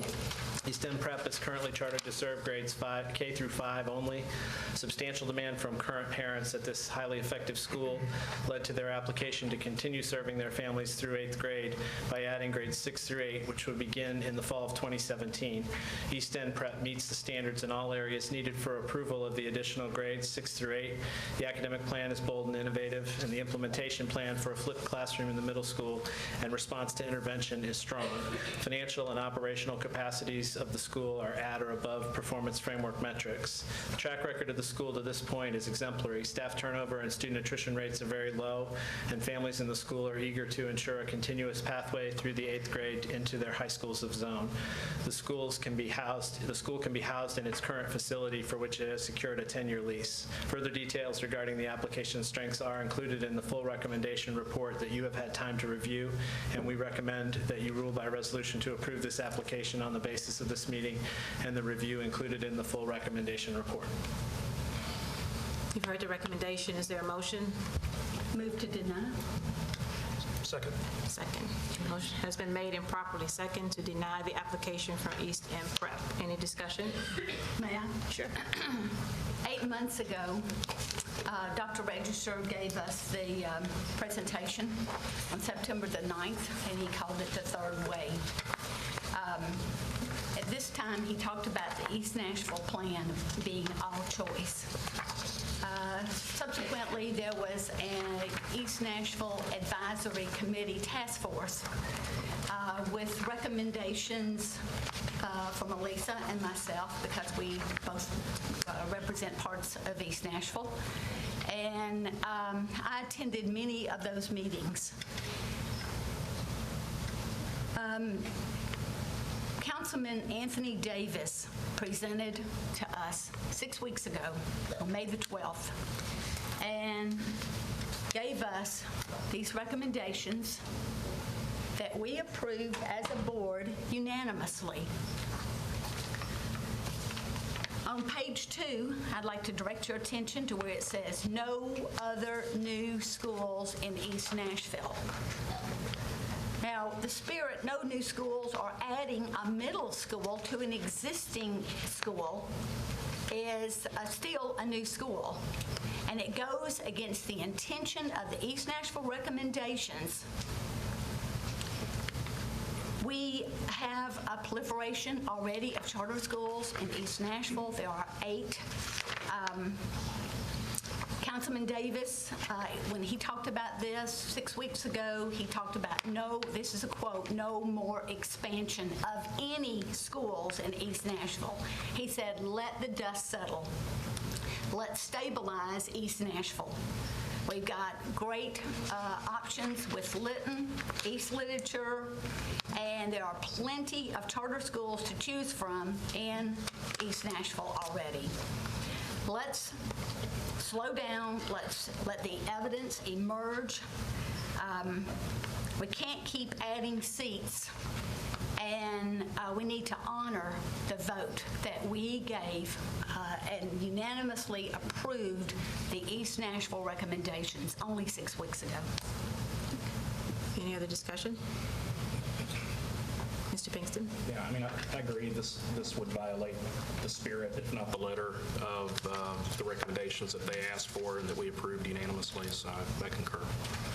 Any other comments, discussion? Ms. Pierce? I guess when I read this, especially knowing that this is simply a continuation for the existing students, I don't see this as a draw on the zone. That these are the students and families currently served by Easton Prep, just to give them a continuation to 8th grade. It sounds like from hearing from those families overwhelmingly are asking for this and for that continuity for them to have.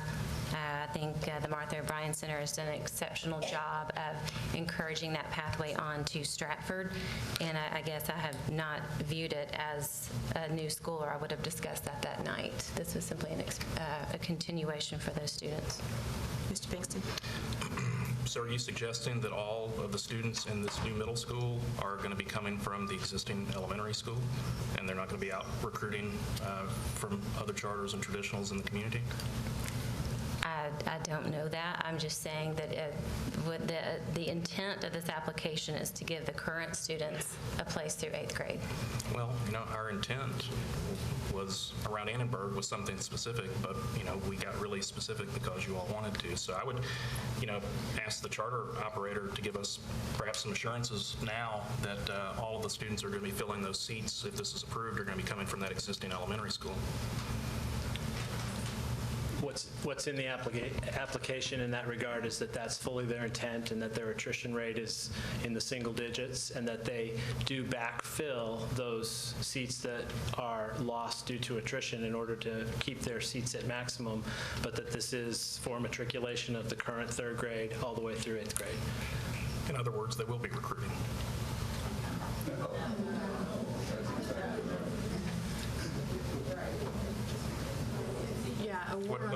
What is backfilling? Somebody feel free to describe that. Yeah, that's the reason that it's not all, but it is predominantly the students who are there now. So I'm just being straightforward with you. Please do. Yeah, just a couple thoughts. Like Ms. Pierce, I agree. It's a continuation. The same students that are currently so happy at East End will then have an option to continue that education on the same site. If I'm not mistaken, it sounds like, I think that the mobility rate at that school is just exceedingly low. It's not even just low, it's exceedingly low, as in it's got to be one of the best in the whole city, whatever the school. 5%, I believe. 4%. So that's, I think, why there's confidence in the statement that, yes, it's the same kids who are going to be feeding in to, yeah, they're going to stay in the same building, essentially. So that's one thought. But, aside from that, I'm very eager for the day to come out. I will say, since this is in my backyard, it's in my district, and I've been in a lot of different schools, it's just an incredible culture. The joy, the total focus on what's right for every single kid, the academic excellence, the focus on all the extracurriculars. It is a marvelous school, top to bottom, academics, extracurriculars, and it is a rare, rare gem, I think, in our city, regardless of school type. And I look forward to going into that building because of the joy I experience when I step into the school and I get to see kids in action and I get to see the adults in action, which often is the most telling thing. And everyone is just on a mission on behalf of their kids to give their kids whatever they want.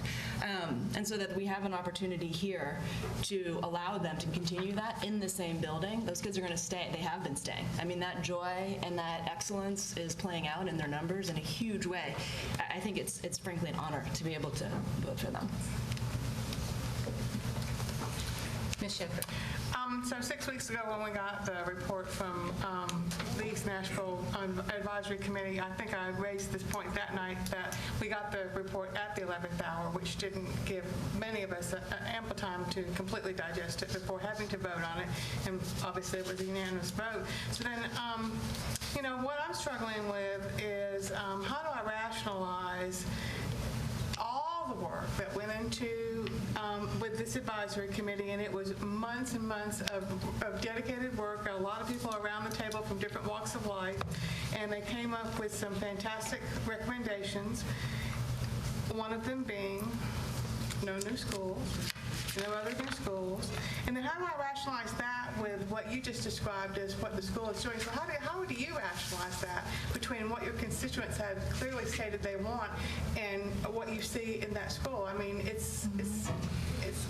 It's just it's a very difficult situation. How do we respond to our constituency and then respond to a charter school applicant? So it's a few different things. One thought is that, like Ms. Pierce, I think it's an interpretation, right? Like they're staying in the same building. They're not drawing from the broader community. It's the same kids. And we're providing a pathway for them to continue in that building, in that culture, with that level of excellence, and what we will soon see to be incredible academic results, in addition to all of the social emotional learning that they invest in. And so it's just, we're interpreting that differently. I don't view that as a new school. I view that as a continuation of an existing school. And because of that low mobility, we know that kids are going to stay there. So the other thought, I'm thinking about this as a whole because, the community organization that is behind East End, Martha O'Brien, has invested for a very long time in East Nashville, as in many, many decades. And the work that they've done is just profound in terms of the investments they've made at Bailey, that they've made at Stratford, that they've made at Maplewood, that have had measurable results on kids' ability to be college ready, to Ms. Froeg's earlier point. And they offer all kinds of programming in the traditional schools, not just actually their East End prep school, to ensure then that all the kids of East Nashville are learning. And so I think it's a both and. So you have people who are in the school incredibly happy, are clearly pining for this, as they should be, given what I've seen in there. And I'm not surprised by it. And then it's also true that, right, like that's not I don't think that's a detriment to the other schools either. The organization itself, meaning Martha O'Brien, has been investing consistently in all of East Nashville, widely supported in my community. Because they invest a lot. And they've been a great community partner from the beginning, both in terms of the schools and in the activities that they engage in the broader community. Dr. Brennan. I personally don't see this as a new school, but rather as an expansion. I heard the parent earlier say she wished her child I was thinking the same thing for the pre-K. Move or could have another year. Yeah. And so I think I know what would be best for children is what I'm supposed to do. So I certainly feel that this increase in grade level that would allow the children to remain there until the 8th grade, and with all the work that they've done in that community, those students would go on to Stratford, and which is supported heavily by Martha O'Brien. I see it as a win-win for the families who have learned how to support their children, and so that's Thank my you, thought. Dr. Brand. Mr. Pinkston? I mean, I don't think these students are necessarily going to Stratford. They'll be back 3 years asking for high school. So let's be upfront about it. So, basically, we're talking about adding 300 seats to create the functional equivalent of a new middle school. That's at full funding or full maturation, $2.7 million for those 300 seats, and I think that's great for the families who want them. But Ms. Kim, there are 288 people on the wait list at Lockland. There are 122 on the wait list at Dan Mills. You have countless pre-K seats in East Nashville, and we have them across the county. So let's just be upfront by committing these funds to do this. That detracts from our ability to work down wait lists at other quality programs in East Nashville and across Davidson County. So if you're fine continuing to feed one sector of the system at the expense of everything else, then that's your decision. But I don't think it's right. Ms. Pierce? I have two questions. One, Mr. Henson, East End Prep. I'm thinking because of the location of town, the area of schools it tends to draw from, that this is going to be similar to a Kirkpatrick KIPP conversion. Would it not be true that most of the schools that the kids are coming from to East End Prep are more higher funded per pupil than 9,000?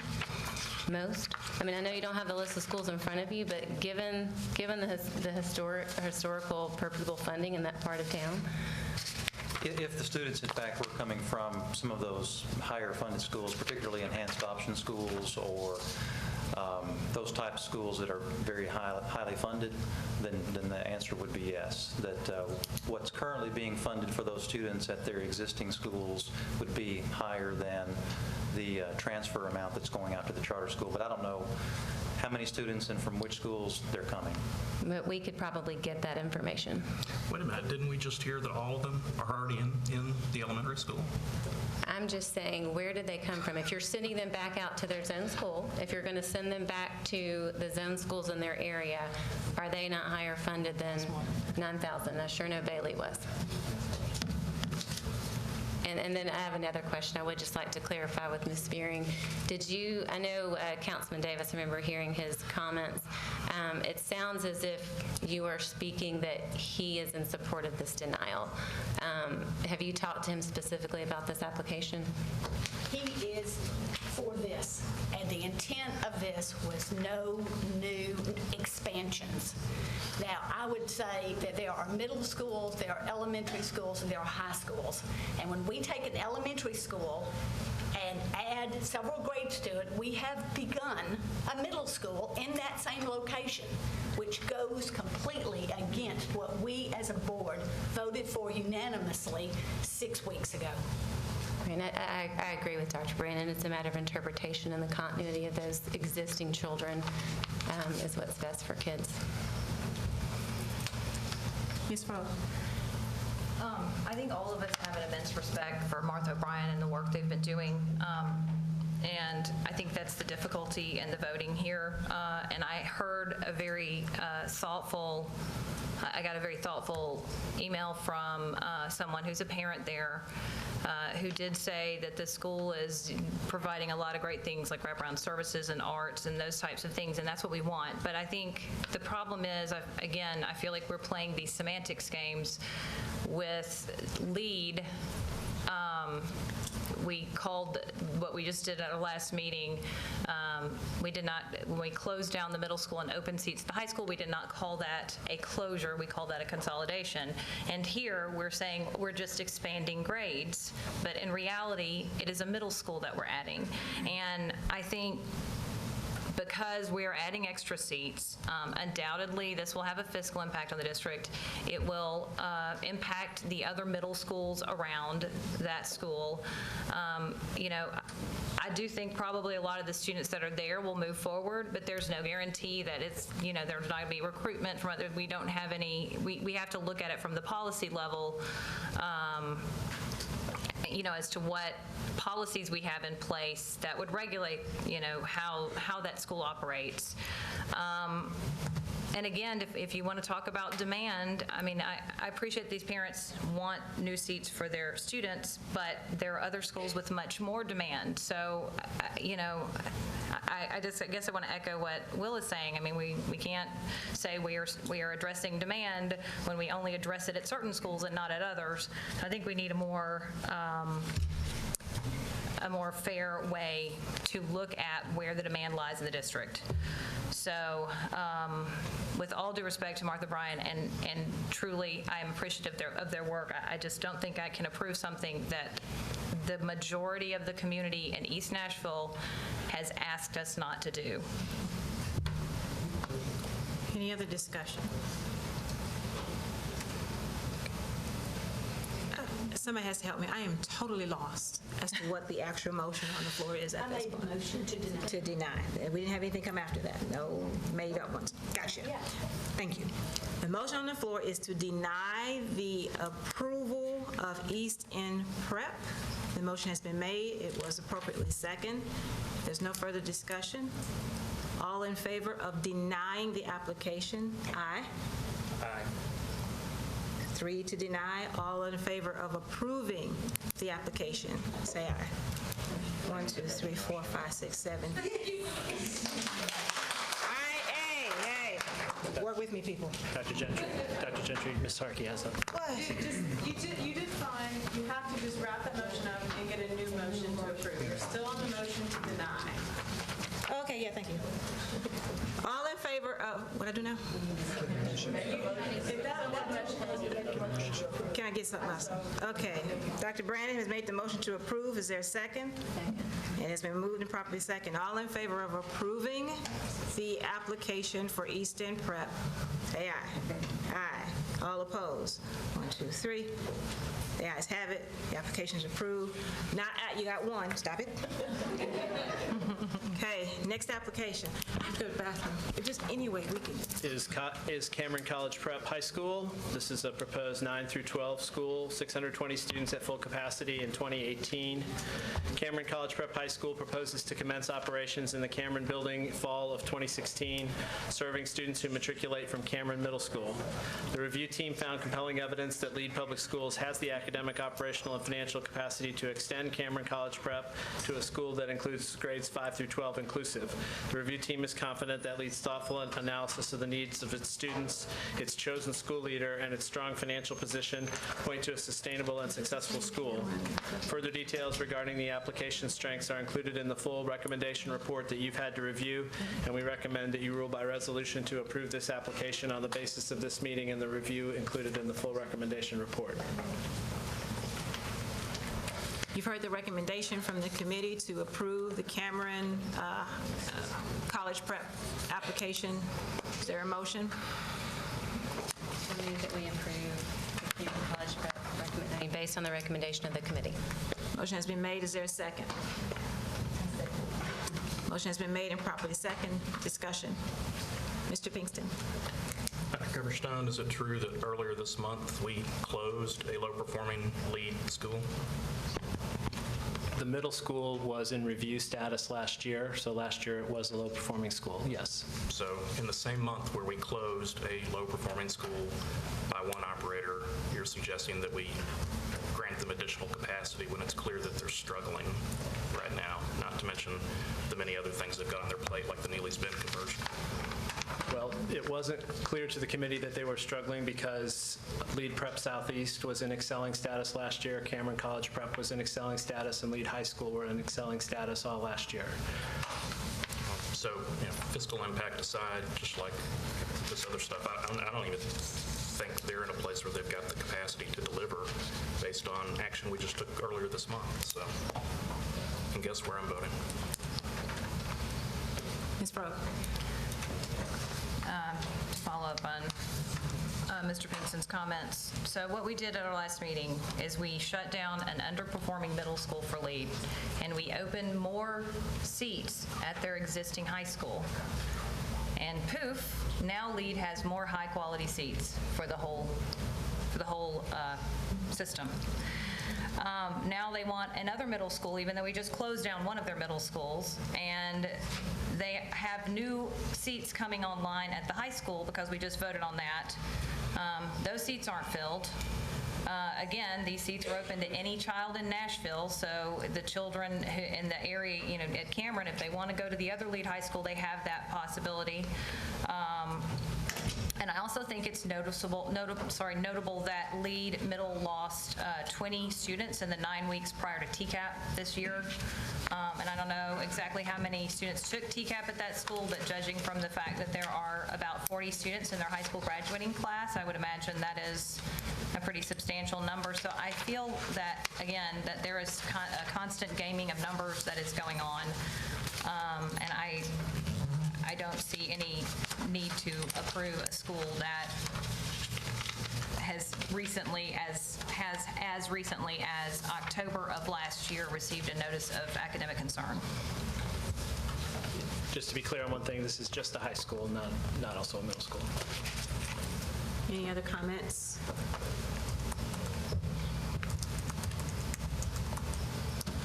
What is the capacity for the high school students for the other school that they have? For the other high school, 800. And what is it presently? It's in the 340 range. Yeah, 340. 340 range. I don't have that number handy. Okay. Sorry.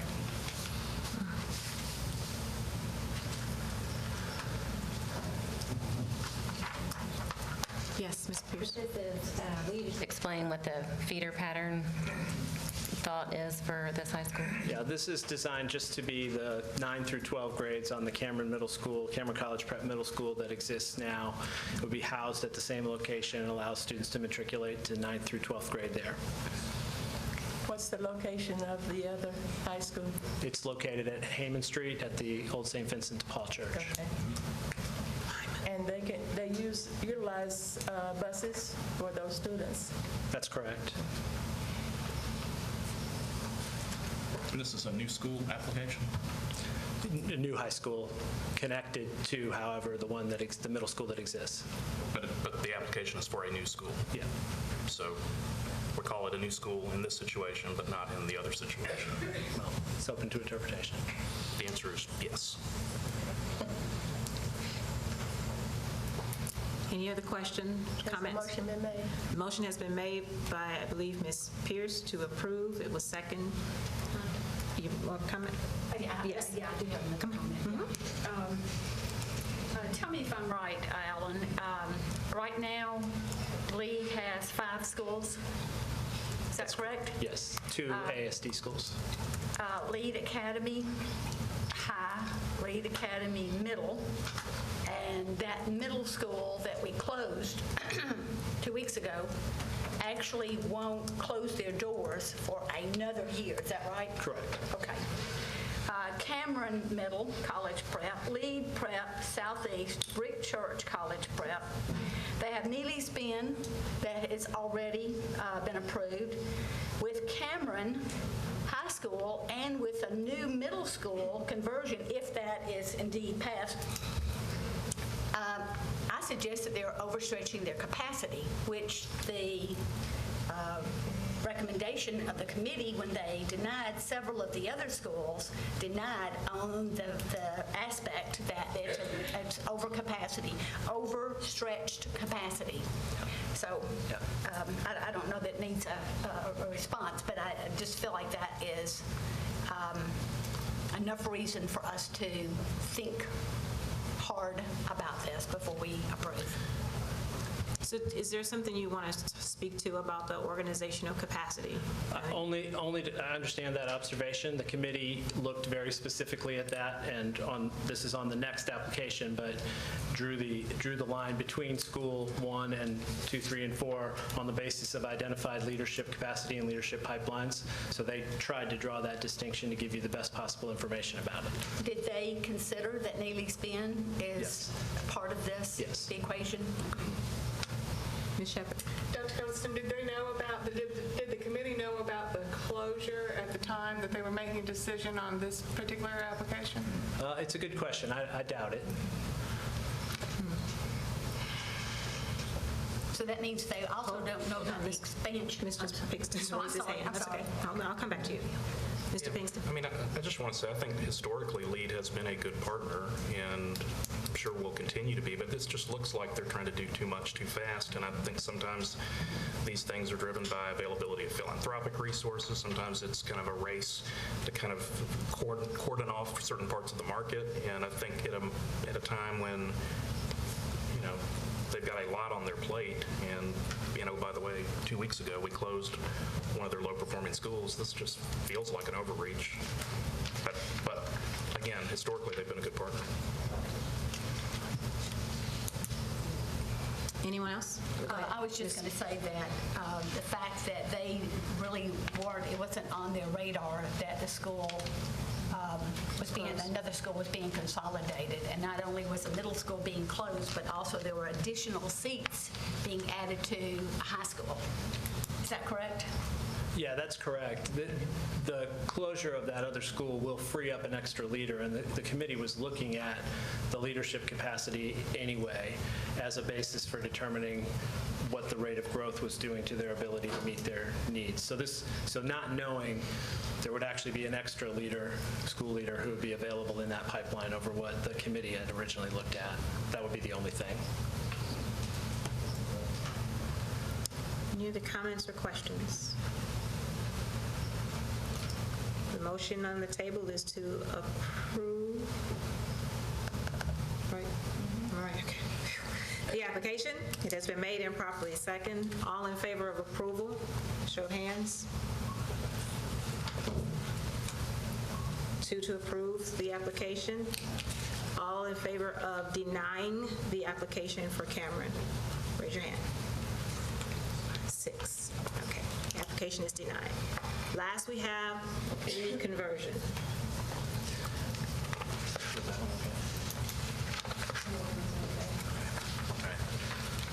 Sorry, last one then is the LEAD conversion. This is proposed to be at 1,000 students. Before you go, just to make sure that it's absolutely clear on what just happened, since the motion had been to approve, if we can just ensure that it's completely clear, have a motion to actually deny and vote on it.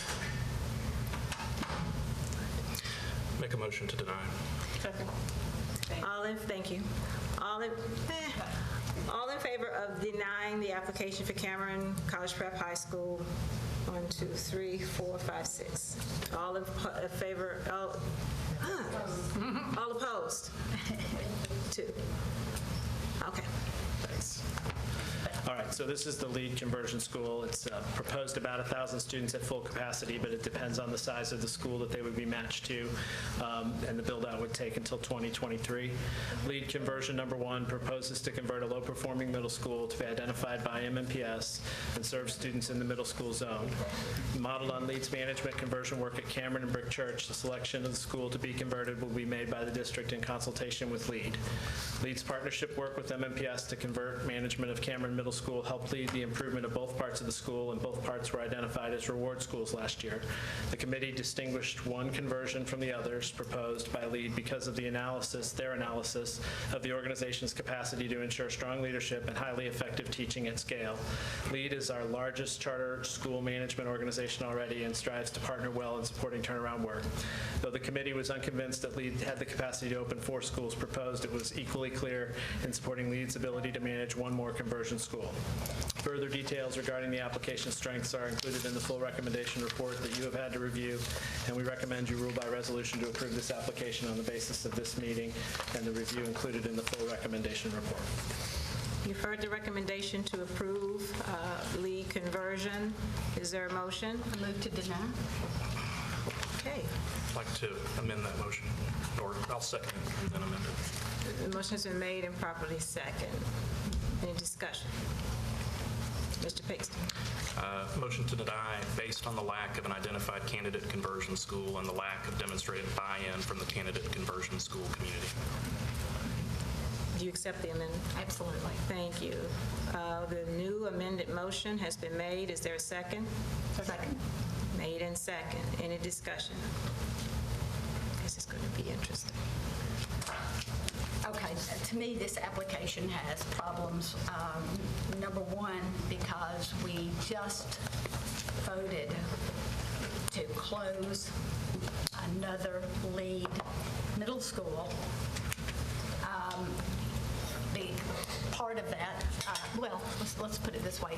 They had a notice of academic concern that was issued last October. To my understanding, and correct me if I'm wrong, that is still in existence until the scores come in to see whether they made progress. But of course, they are going to close the school. So we really, we will eventually know, I guess, in the end of July, how well they did.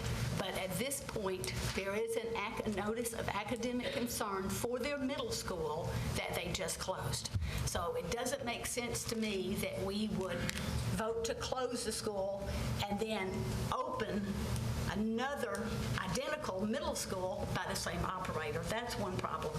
Second problem is that the location that they, or locations that they have specified, one of those is East Nashville. And I just want to go back to the East Nashville recommendations that say no new schools, and so lack of location is definitely an issue. Mr. Pinkston?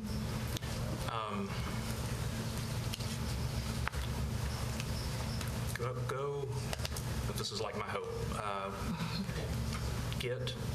We get really strategic in this building about what we want to do and how we want to do it, and build real leadership around that, and then go identify a match, for this partner and a school that needs the help, and then build the support from the school community.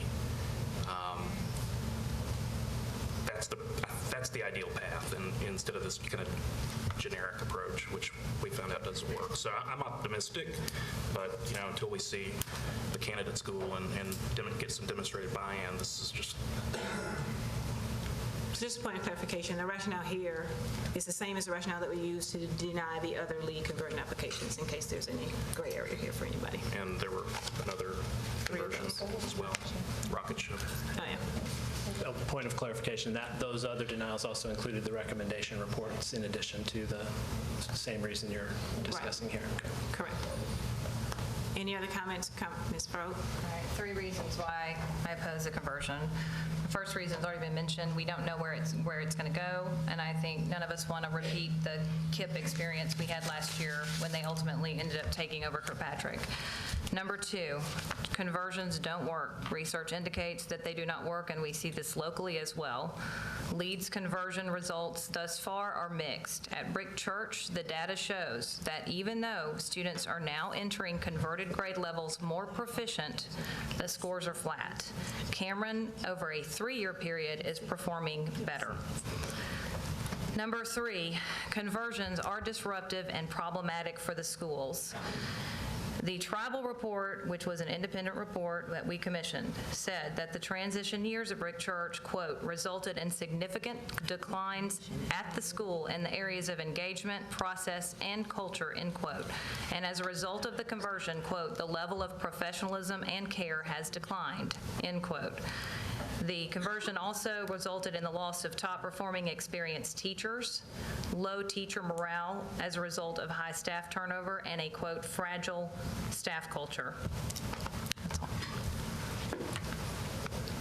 Anything else from anyone else? Dr. Coverstone, do you anticipate that there will be schools on the APF that have been in the target category for multiple years this year?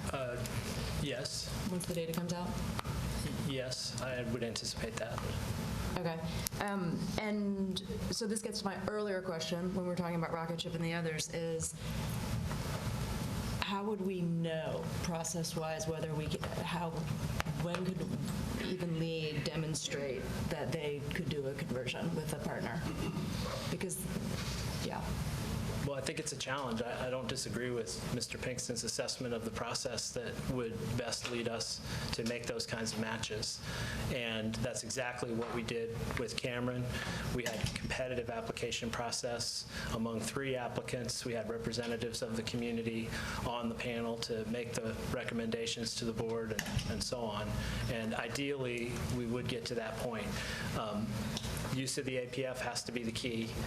The way we use the APF to communicate in advance, and to be fair, if we had sent letters of concern for 1-year review status, we would have had to send 38 letters outside of the charter sector of those letters last year as well.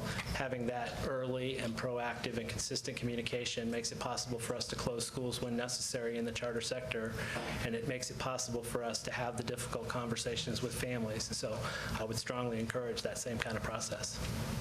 38 schools. 38 schools were in review status last year, correct? And how many in target again? Sorry, review or below, so that would be inclusive of target. Thank you. How does that relate to percentages? Just a number doesn't mean much to me. Percentages of total schools? Yeah. There are about 150 schools, correct? Dr. Changus here?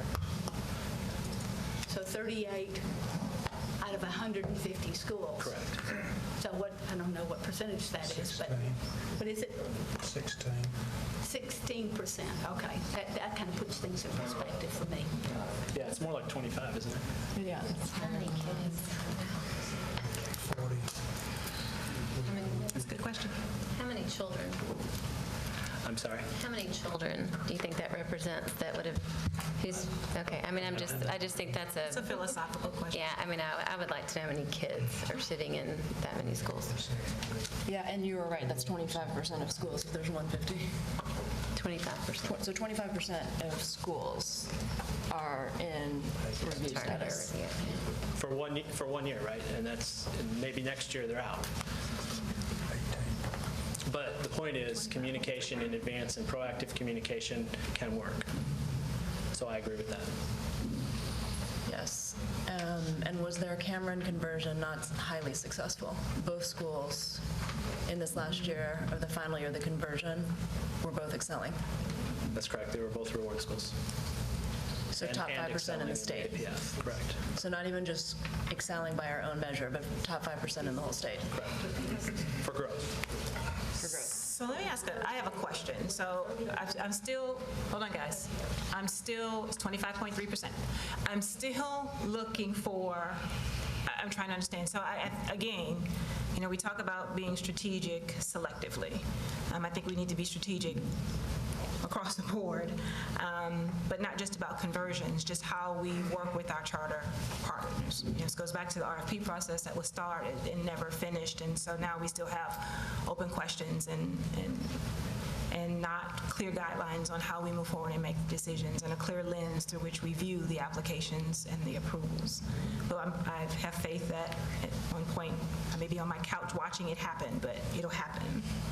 My question is, if we go back to what we discussed earlier about really understanding the schools, if I find that there's a school that's in, at that point on the academic performance framework that we'll be looking for a charter conversion partner, possibly, do I not need a pipeline of conversion partners to choose from?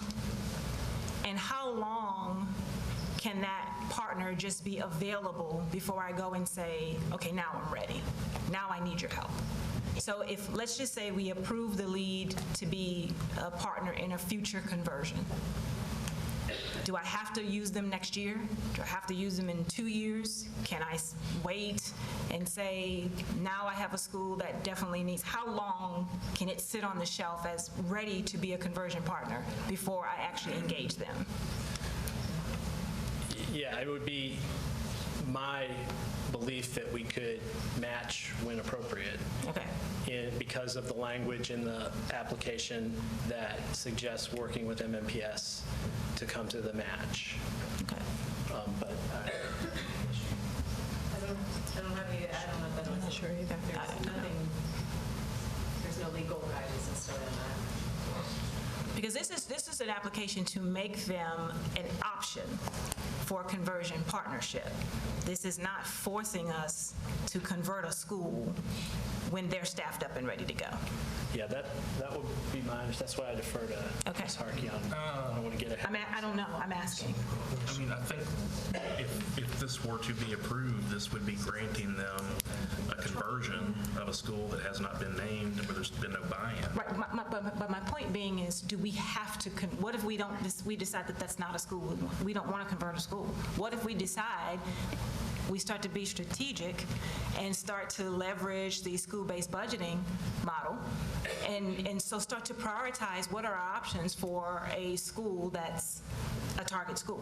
So maybe conversion becomes the last resort. Maybe it's going back to that principle and saying, okay, now you need to budget based on your scores. You need to now budget for success based on some other, I'm just trying to understand who says that once I have identified someone as a potential conversion partner, that I have to convert a school to it. I think it's based on the application language, and certainly if you're approving the application, that becomes the charter agreement. And so if in that application there is an understanding that there would be a school that would be converted, I think by approving that application, you are, in essence, tying your hands to have a school converted. Glad you said that. So let me ask a question. Let's say we spread some magic dust, we wake up and the APF is all green. I have to take an excelling school and make it a conversion?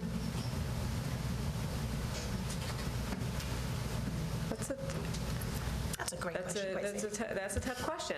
I don't know that is what we would ultimately have. What am I obligated to do because I allow somebody to be a conversion partner? I think, though, in our current scenario, if you were to approve the application, I think that approval would tie your hands to ensure that at some point there would be a conversion that takes place. At some point. Well, I would think the application spells out the approximate. So at the point that they're ready to open, when they're fully staffed up and ready to open their doors. Application. Okay. All righty now. I guess that's a question. That was kind of the Inglewood, Kirkpatrick dilemma was, we were hustling to find something that would work because of poor planning. Does this speak back to just the process, that if moving forward, we need to have a better process in place of not only identifying the schools, but having a bank of either approved operators or just operators in a pipeline that we can then better match and not just have a single? Is that what I'm hearing? Is the process that needs to be refined? Yeah, and to be able to get to the bank of operators in an indefinite time period, we would make a request for that. Then we'd have language in the agreement that would specify that. I think we could get there that way. It would be risky to do without, I suppose. There is a motion, and It was me. it was. Thank you. I'm sorry. I haven't eaten anything all day. I gotta go to the bathroom. This is too much. It's too much. It's too much. Yeah, that's right. And it was amended. Yes, that's right. So the amended motion is to deny the application based on the absence of an identified. Motion to deny based on the lack of an identified candidate conversion school and the lack of demonstrated buy-in from the candidate conversion school community. Made and second. Any other discussion or questions? All in favor of denying the application for the lead conversion, say aye. Aye. Aye, aye, aye, aye, aye, aye, aye. All opposed? You or just, okay, and one opposed. Motion passes. Since the recommendation was to approve, I now have to ask for a motion to approve, so Ms. Harkey won't bounce up out of her seat. No, I'm good? Your motion was to deny, and that passed. Oh, okay. Oh, now I'm good. You're good. You need flashcards, man. All right, we're done. Thank you for your time. Thank you. No, thank you. Thank you, Dr. Coverstone. Guess what? There's light at the end of this tunnel. I'm going to go ahead and say this before we get to announcements. I know you have a report to give. Today is my child's birthday. She turned 7, and she's waiting on her mom. And I know you all have dissertations that you call and sneak in as announcements. Be gentle with me. And I got to go to the bathroom. So if we could just save it or summarize it, give me some highlights, I would greatly appreciate it. Ms. Shepherd, committee report, budget and finance. So last Tuesday, the Metro Council approved both our operating budgets at $8.1 million and our capital needs budget, and I don't remember how it came in, what the dollar number was for that, but it was approved. So I would encourage my colleagues to push that out to their constituents, and also note the new website that we have, MNPSconstruction.com, so that they can keep up with all their favorite construction projects. That concludes my report. You rock. Announcements. Ms. Dr. Brandon. I'll make it quick. All right. You gonna read off that iPad? I certainly am. All right. I want to say that Jay Steele has been invited to the White House, yay, to participate in celebrating innovation in career and technical education as it relates to connecting learning to real-life experiences. Congratulations, Jay. You can continue to honor this district in a myriad of ways. Thank you. I toured the Mayor's Summer Scholars Academy at Hunters Lane today, where 75 scholars and 8 teachers spend 4 weeks in summer enrichment. And just to cut this short, this is also going on this summer at McGavock, at Whites Creek, and at Cane Ridge. I also attended the Castle Conference, and I will share about that next time. Thank you. And thank you for going again. I appreciate it. Ms. Shepherd. I just have one. Thank you, and job well done. Doesn't begin to describe the job that you've done in turning around this district, Dr. Register. Thank you very much. You've done a very good job. You've done an outstanding job, and I just want to say goodbye and good luck to you in your second retirement. You'll be missed. And I know. Third. The last one. I know that already. It's the last one. Ms. Kim. You put up with a lot. Thank you, Dr. Register. Thank you. Mr. Bankston. Just kudos to Conexión Americas and the Tennessee Immigrant and Refugee Rights Coalition, TURC. They had a truly extraordinary mayoral forum last night at Glencliff High School that was attended by 700 people and apparently viewed online by another 300 or 400. And we could all learn from what meaningful, authentic community engagement looks like from those organizations. They do it better than anybody I've ever seen. So congratulations. Ms. Pierce. Thank you, Dr. Register, and don't be a stranger. Thank you. Ms. Frog. I will echo the thank yous, and I'll keep it short. Well, I said what I had to say after the thing. I'm not going through it again, get a little emotional. But I do want to say a couple of things. If you guys have never seen Game of Thrones, you probably witnessed one episode of it here tonight at this board table. We try to remind ourselves that we're here to set policy and operate at a level that's high enough to be strategic and set strategy and vision, and help to set strategy and vision for the district without getting into the operational and into the weeds. And it's challenging. What's funny is a part of one of these discussions, I don't know if it was actually clearly heard, we're talking about numbers. We keep talking about numbers. I want to hear percentages of schools. I want to hear numbers of applications. I want to look at the spreadsheet, and that's what we're supposed to do. So I'm not denying that. But it gets harder when you start asking the question, which is what Ms. Pierce asked. Instead of asking for a percentage of schools, tell me how many students. And so it continues to be my hope that we can start to have conversations that are truly driven by our desire to see every student that sits under the MNPS umbrella, regardless of the label on the back of the chair, that they sit in, what kind of seat we call it, that the decisions we make are really, really motivated by wanting to see an academic performance framework that is actually green across the board. Dr. Register, I thank you again for all that you have done. You came here at a difficult time with a specific task, and I think you carried that charge out with fidelity, and we thank you for that.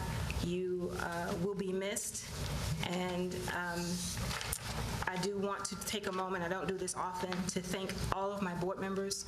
The number of meetings that we have between second and fourth Tuesday is amazing, and you guys find time to do that, and I greatly appreciate the work that goes into this. I do not minimize it at all. I just hope that one day we get to the point where a lot of the drivers that are unclear to me sometimes behind our discussions can get put aside, and it really is driven by student achievement. Ms. Frogue. Wait just a moment. I just wanted to share with the board what I wrote on your reception book, and that was, wow, what an educational journey. Yeah. So thank you. Thank you. Ms. Frogue. There being no further business, this meeting is adjourned.